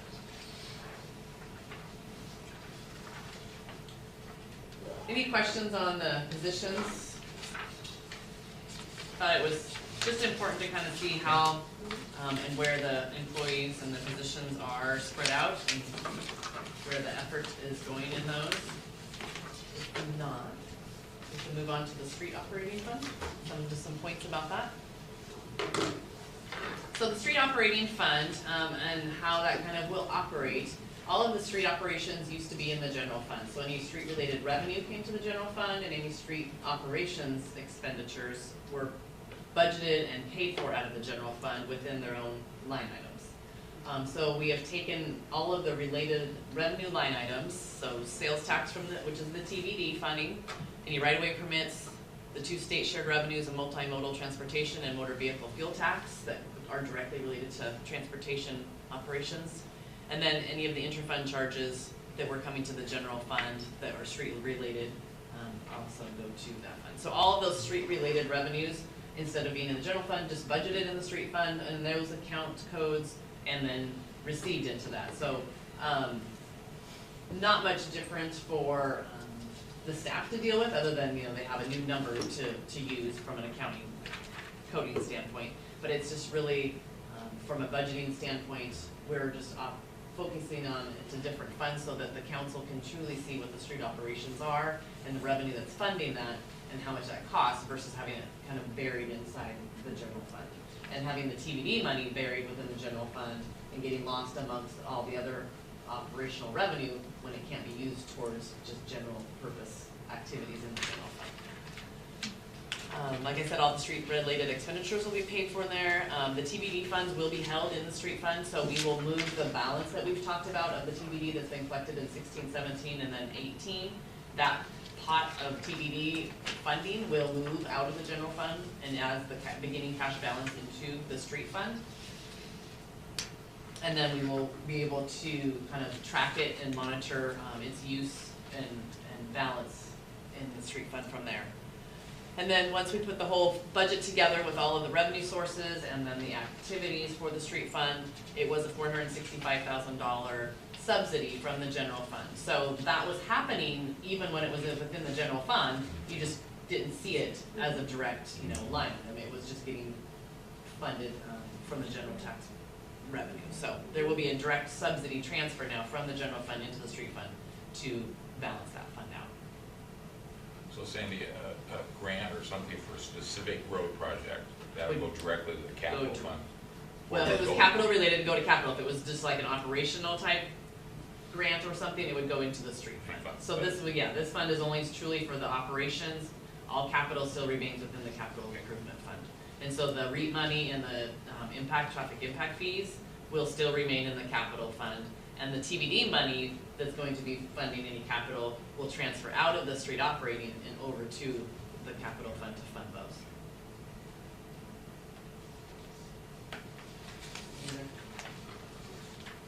I did talk quick.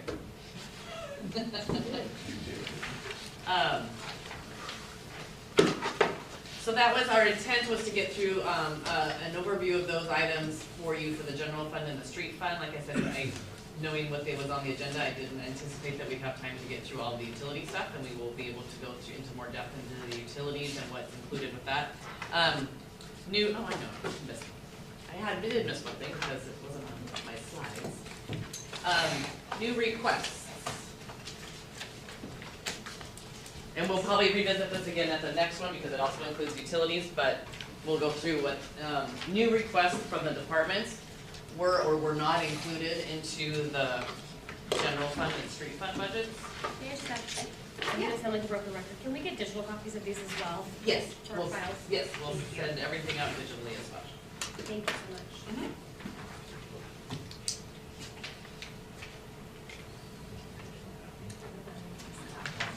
Take your picture. I'm forming this into a picture. That looks for Craig. You know already? Yeah, I don't know. I didn't have that in the list. Grab my denied stamp real quick. Denied stamp. It was in. Too late. See it. Number one priority. I didn't even think about it today. Alright, we'll look at that when we We'll get have to to talk about it. water. Okay, so I put a list together for you of what the departments requested, and so that's the first set of columns, and then what was city manager recommended, so whether it was included or not into the 2019 budget, and broke it down by whether it was ongoing or one-time funds. So in municipal court, there was an increase to travel and training, requested at $6,000, funded at $3,000. An increase to the judge pro tem budget to account for what's actually happening and getting being used, amount of use of the pro temps. And then request for court security. So this is to fund like a security company to have a security officer during court sessions. They had an incident earlier this spring. They do have the metal detector down there, but there's nobody manning it. I believe once a certain amount of time has passed after court opens, there's nobody manning that, and so it's not used at that point. Just from a staffing issue, they don't have the capacity. So this would allow a security officer to be there during all of court, since they had an incident where someone was able to bring a pistol, I believe, gun into court session. An unhappy person too. So they had received some bids and stuff, and of varying nature. They put the request in at $18,720, and so it's recommended in the preliminary budget at $15,000. The economic development projects of the $10,000 that had been discussed with council to some degree at the budget retreats. In police, the school resource officer was fully funded, and that will be paid for from the school district. There was a request to reclass a records tech to an admin assistant. They previously had an admin assistant many years ago, and it was kind of dissolved, I think, due to budget reasons at the time. The duties were spread around, and to allow the sergeants and the lieutenants to focus on a little bit more actual police work and supervising of the officers. This will kind of allow the records tech to take on some more admin duties besides just doing straight records and evidence. There was a request for vehicle replacement funds. Kind of the cars are getting old, and this would either buy one new car or do the purchase of some used ones. It wasn't like imminent and necessary at the time, so at this point we're not. The city manager recommended not to fund it in this budget. And then should there be an issue arise, then please can talk to finance and would come back to council for a budget adjustment at that time. Trade him a car for a K-9 program. There you go. The Parks Comprehensive Plan is recommended. That would be reimbursed and fully funded by SMPD, and it has, I'm trying to remember the dates. It has been several years since it's been done. It got started and it didn't get done. 2009. Yes, so almost it will be 10 years So that is due to be updated. And that's critical for grant eligibility. Yes. And the non-departmental, so the carpet replacement, I think Mark alluded to this earlier in the evening, carpet replacement in court and police, where many of the carpets are popping up and create trip hazards and such. So we'll put funding in to replace the most worn areas for the court and police for carpet. A parks vehicle, this would also be fully funded and paid for by SMPD. Question on that? Yep. Is that, and are we adding to the fleet? So how does that work with EM&R right now then? Like, are we approving? The vehicles are not in EM&R. EM&Rs, they're not included, just the maintenance portion. So, okay, so you don't buy and donate, you don't buy and sell back to your EM&R program and then pay rental on the vehicle? No. You just pay, the EM&R just pays? Only heavy equipment, only the backhoes. Only the shared Yeah. heavy Equipment. equipment Yeah. and street. Why don't we have cars in the EM&R? Because we just got done talking about this several hours ago too, of actually getting an ERR fund Yeah. up Okay, and running. That's all part of that Yes. Yes. Right, it just, EM&R wasn't set up to do that. So when we transition to an ER&R, then all, that would fund What And would it's everything, all of police the- cars, parks, It would everything own would go everything. into it. Yeah, it would own everything and And then we would rent. Now, we're not and replace. approving you to buy a new car when it comes time due. Correct. Yes. It's part of the replacement cycle, Yeah. it's Right. funded through the rental. Yes. We're not driving Absolutely. 20-year-old vehicles with 150,000 miles on them. 42,000 I saw in Yeah. that van. 42 is all in the van, it's 1996. Yeah. But Mike had mentioned earlier when we were talking, I'm gonna reach out to MSRC and just see if they have any recommendations as far as moving forward. Yeah. You know, and what concepts. We've been out to the county recently and looked at their ERR fund and weren't completely sold on the way they're doing it, so we wanna make sure that we've got it completely vetted before we bring something back. So does a dump truck, that kind of stuff fall under EM&R right now? Yes. Yeah. Building services vehicle, that was recommended to be funded. Currently there, you can explain a little bit, Mark. Yeah, go we ahead. have a 97 Ford Ranger that's got 100 and some thousand miles on it. Can't really lay out plans or anything on the front of Just, the Ranger. yeah, you know, you got rules of plans and a hard hat and certain equipment that we send our inspectors out with that, you don't quite have room for. I'm glad my inspector is not over 5'10". I've driven that vehicle. So I think this would replace it with more like a Ford Escape or something. Correct, yeah. So that they had the back to be able to open and lay things out. Exactly right. Carry equipment. And then hearing, obviously through the budget retreats, the council's agreement with staff about maybe needing a new finance system. We have put a placeholder in of the 100,000.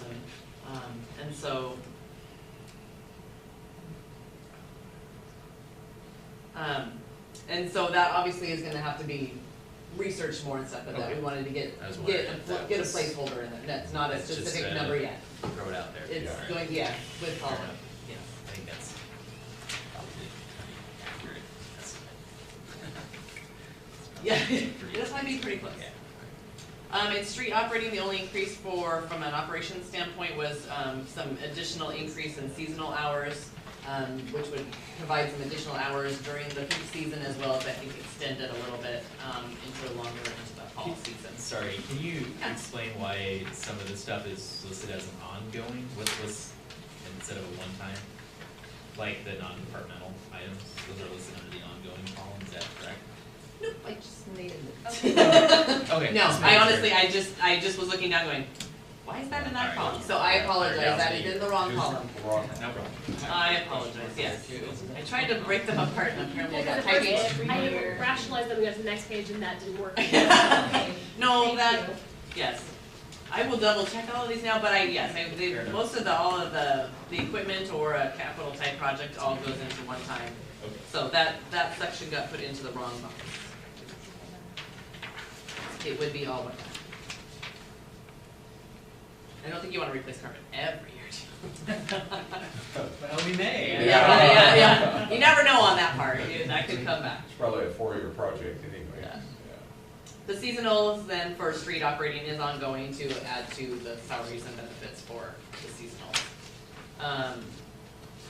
We can go through the rest of them if council would like to tonight, or we can save the rest for next When we talk study about- session when we talk about those funds, if that would be better. Okay, we'll do that, and I'll update that and correct that before I send it out electronically as well. Thank you. Yeah, no problem. And I just want to confirm, these are not in the budget presented, or they are in the budget? If it's in the city Yeah, city manager they are. recommended column, Yes, it they is are. included, Okay. yes. Only if it's in that recommended column.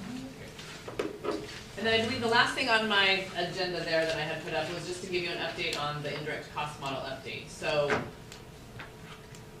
the indirect cost model update, we did get some initial preliminary results back from FCS group, about within the same week that I was getting the document done. No delay on their part, mostly just a delay on getting the information to them on our part, of everything going on with Terry trying to work and me, and just trying to find the data, and where it existed from previous years to be able to make, a comparable comparison of the data inputs into this model as well. And so that took us a little bit longer than we had planned on the original schedule, but we did get some initial results back. We have a few things to tweak. So there was some assumptions made regarding solid waste in the new model. Solid waste obviously was not an operational utility through the whole year. It still had support after the operations ended halfway through the year, both from utility billing standpoint, from legal standpoint, for contract management, and those things. So we're working with FCS to come up with what a right percentage is for solid waste to take of internal charges. We can't give them 100%, we can't, 50% isn't correct either because they didn't stop right as of June 30th. So we're working with them to find that right percentage that we want to make sure passes any test that the auditor might have as well and make it reasonable and justifiable. The initial results back were obviously an increase. We're looking at a 2-year jump.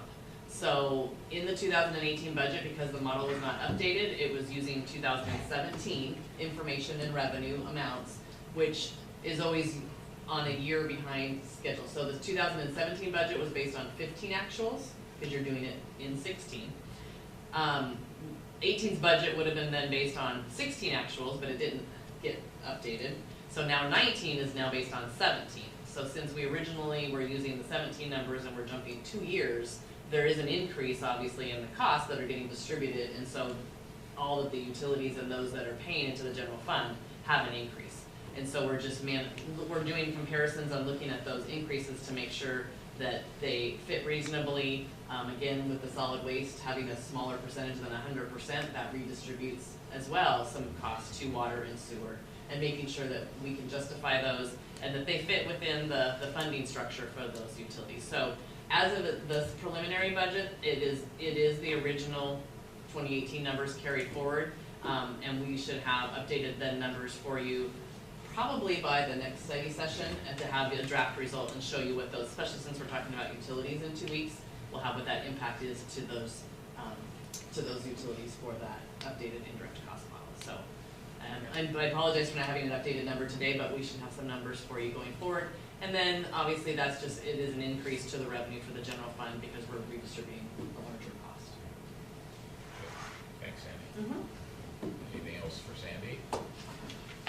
At this point, I just open it up for council discussion on anything we've seen tonight, or questions that council may have for information, or however you'd like to proceed. Looks good. Okay. All right, we like that? So we have a balanced budget, but we're decreased in FTEs in the city. And I'm just kind of curious what kind of conversation around level of service impacts, that sort of thing. I mean, we cut to the bone here. I mean, we're going to be putting a lot of stress on being able to deliver services at the city. We just need to, I guess, be prepared for that in a way. So, where are we going to see the biggest impacts as a result of some of these cuts that have been made? I don't know. I'm just. I can take a stab at that. I think the biggest impact you're going to see is in engineering, Craig's department, and you're going to see some in Mark's department as well. we've talked about this, and I think that with those decreases, we think we can still, like we said in the budget message, still provide services, but there may be some times when you might hear a complaint, why are things taking so long? Because again, even though people do work 10 to 12-hour days here, you're not getting paid for them, it's not particularly a long-term sustainable model. So that's something that we're going to want to watch very carefully as we go forward through 19. And also, if I could add on that, we're picking up the duties from that staff accountant that's no longer there. So reports could be out later than anticipated, just other work. So definitely. So it kind of reinforces, though, that the conversations we've had about needing to fully staff the vacant positions that are still on the table to make sure that some of that weight is spread a little bit more evenly. It's already going to be a stressful situation, so I know that we're really committed to getting city manager hired and hire some of those other leadership positions to continue to support the staff that's here. It's critical. Yeah, absolutely. I would just reiterate what Mike said, maybe not sustainable long-term, but I will certainly give the staff kudos. I know, at least on Mark and my side of the building, as far as the workload goes, I don't get to the finance side very often, but I know as far as what is produced on our side, you have not seen much of a reduction. But again, like Mike said, you have got people working very long hours to make sure that we're still meeting all of those needs and still pushing all of that work out the door in a timely fashion. But I do just want to give credit to that staff, and they're doing a phenomenal job keeping up with everything. I don't think anybody here would disagree with that. It's just we need to understand it's not a permanent fix to the problem, as Mike pointed out. It's temporary to get us through. So Appreciated, it's appreciated, our staff appreciates it too, because their efforts, I try to do my best in my department to recognize them and let them know what a great job they're doing, but if it comes from the council, it certainly needs a lot. And I also do appreciate the effort that was poured into this to balance things out. I know that none of this was easy, so thank you. Double that, thanks. It sounds like if anything, you may revise up, be slightly better. Right. Yeah, okay. All right, anything else for Sandy or on the budget? Guess we have specific questions, we can address them to Mike. Yes, please. Okay. All right, last agenda item is any discussion, any new business that we want to bring up tonight? Agenda items or anything that we want to discuss? We could probably maybe talk about the tiny homes project a little bit, since the whole council's here. Sure. What do we want to talk about? You had mentioned the last meeting that we would have to have paid to have that water well capped off, and I believe in our subcommittee meeting, that Fonda said that they would be doing that at their expense. But I identified that it would be a cost, and who would pay for it to be determined, right? I believe Ponton said that was going to be their responsibility. Are we wanting to cap the well off? That's a decision that the council needs to get to the Public Works Department. I believe Craig had mentioned in that committee meeting that it's not needed, correct? That's correct. We have no need for it. So, We have no need for it now, or we will not have a need for it? You don't have a need for it. It can't Okay. produce Perfect. a quality of Yes. water that we can use. We'll have to make that decision. Yeah, that's all. That's what it was. It's just those. I do appreciate that Tom has been here for the whole meeting, and so, we want to let him know that we are thinking about this project, and we're talking about it, and looking at it, and the lease is before us, and that, I would put my support for the project. And so we'll have to, we don't make decisions here at this meeting, Yeah. that we study things, we talk about things, I know, I will say that I've been to every major statewide meeting involving all the players from cities involving homeless and vet situations, and that this experience that we're looking at for this type of a tiny home situation, I believe is a very, very good answer to a need in all these communities. And I've heard of all kinds of different plans, including tent cities and church parking lots and different situations. And so I think it's important that we continue to talk about this decision that's going to be put before us, and that just know that I have not seen a lot of situations that I could agree with, and this one I think is a good one. So that's just 2 cents. And we are addressing it in a full study session, I think tentatively. I'll fill in on that. So, I passed on, the 22nd of January study session to discuss, coming up with a community outreach plan that we wanna see from the council's perspective, but also our comprehensive planning and long-term vision for tiny homes in general, talking through some of the steps in the comp plan and city codes and ordinances and things like that we need to get ironed out. That was just the next available time. I pitched that to January? January 22nd, yeah. Seems like, I don't know, how's that fit in with you guys, Tom? What are you looking at? Actually, we're looking for progress to show commerce with a lease agreement. We get a lease agreement, then we can go back and loosen up the purse strings for some pre-development funds. It is what it is. Yeah. We appreciate John Collins putting in all that work. We just received another draft just a few hours ago. I haven't even had a chance to go over it. We understand that you have more important things. We appreciate that, but we accommodate as much as we can and as much as Commerce will allow us to do. So at the earliest opportunity, we would hopefully have some sort of tentative agreement, something in the realm of an MOU, if not a solid lease agreement that we could go to Commerce with this year. Right now, we're looking at December 10th as reflecting our own meetings and the earliest possible time it could be done.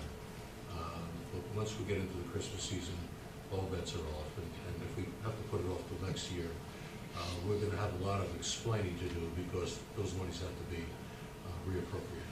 I did talk to Senator Shelton, and he said sooner than later, and that $3 million can go bye-bye to another place. The clock is ticking, and they tell us that all the time.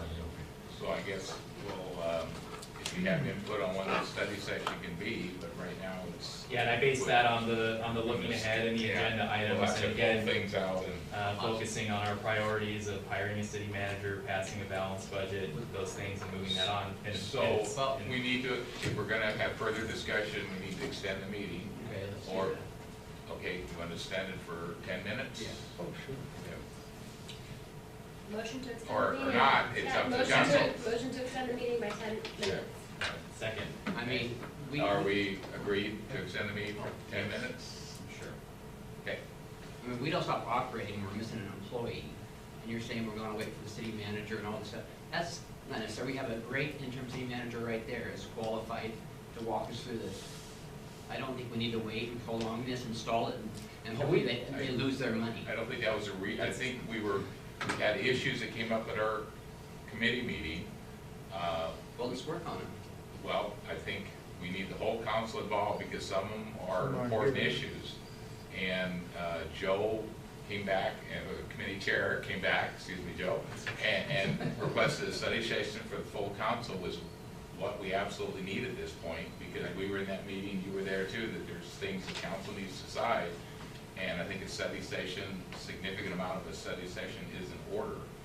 And if we want to move ahead, that would mean we'd have to flop, I think, some fairly critical issues that are on the next current December 25th is wide open. True. No, I thought we already had a book for something about the Grinch, yeah.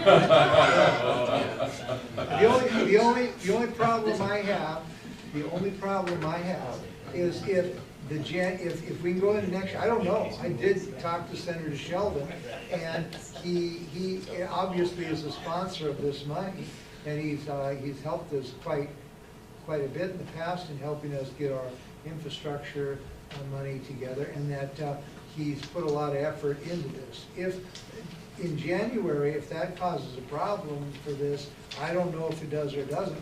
I don't have a problem going into January and in a more relaxed atmosphere, but I do know if we lose this $3 million, I'm not for that. So unless somebody's got, I mean, you know, I don't, Tom, you said something about December 10th, and then next year we gotta redo something. What do we have to redo? Well, the state budget has to, the capital budget has to reappropriate this money. That's what has to happen. As so far, I just spoke to Senator Sheldon. He's coming down Monday to look at the proposed site to see if there's, just so he can get a sense of what's going on. And we've been a bit frantic on the Ponza side, and you know I don't work for Ponza. Right. I'm just a veterans advocate. And we kind of geared in so they settled in on some of the concerns, some of the questions that were raised. So next time we come to the table, there won't be a lot of discussion on our side as far as our position is concerned on some of the issues that have raised. So we're narrowing in on as much as we can do by ourselves, but we're only one half of this team. So we're doing the best we can. As soon as you can schedule us in, the sooner this will get done. Okay, appreciate that, Tom. Sure. And you need to relay to us any hard, if you know of any, or Ponza does, any hard dates that might impact our decision. But right now, we're going to schedule in the best place we can, and with the budget and everything else, that is not immediate. But we need to know if there's issues that we're not aware of too also. Well, I don't pull those strings. Senator Sheldon will tell us, hopefully ring that bell before that happens.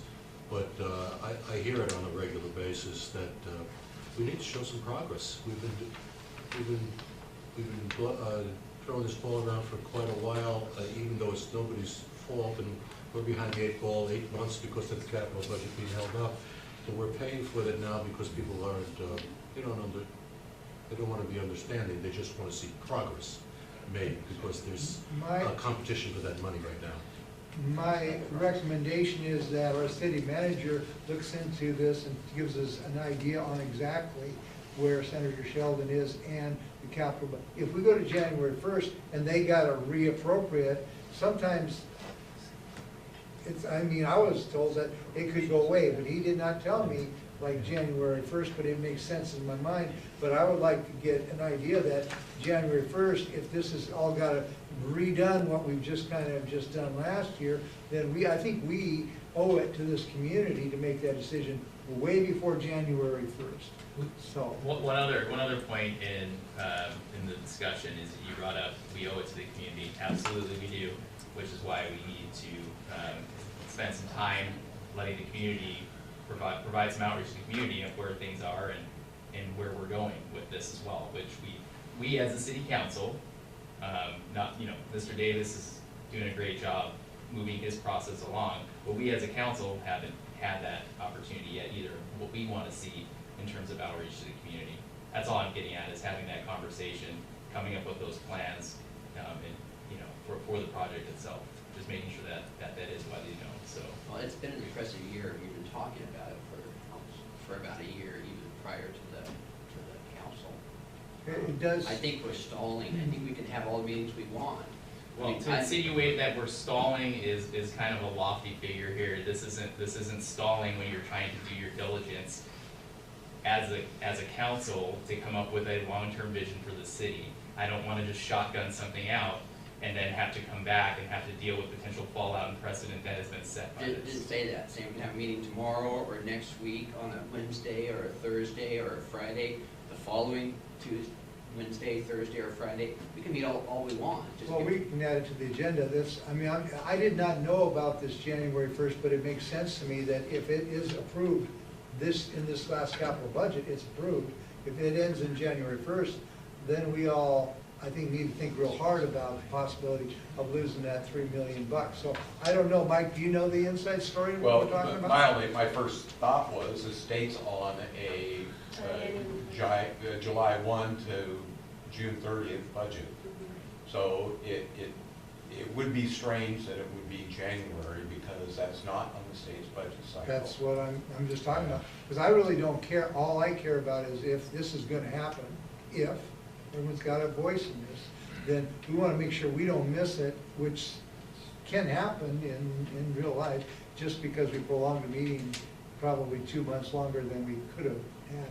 So, working with Tom and with Ponza and with Senator Sheldon and with Bob, my wonderful mayor friend right here, I think we just want to know for sure, is there a problem of going into January? And then we can reevaluate Is as there a needed. problem? If there's not a problem, then we need to add it to the agenda and have our discussions, I think. Is that fair? That's fair, we need to know. Sounds good to me. Just to be clear, Senator Shelton did not tell me January 1 was a drop dead date. No, Okay, no, just not so a drop dead. He just said it needs to be appropriated in order to go forward. And so you'll take that for Right, what it's right. worth. Okay, Sounds good. all right. Ready to adjourn? We're adjourned. Absolutely. Thank you. Thank you.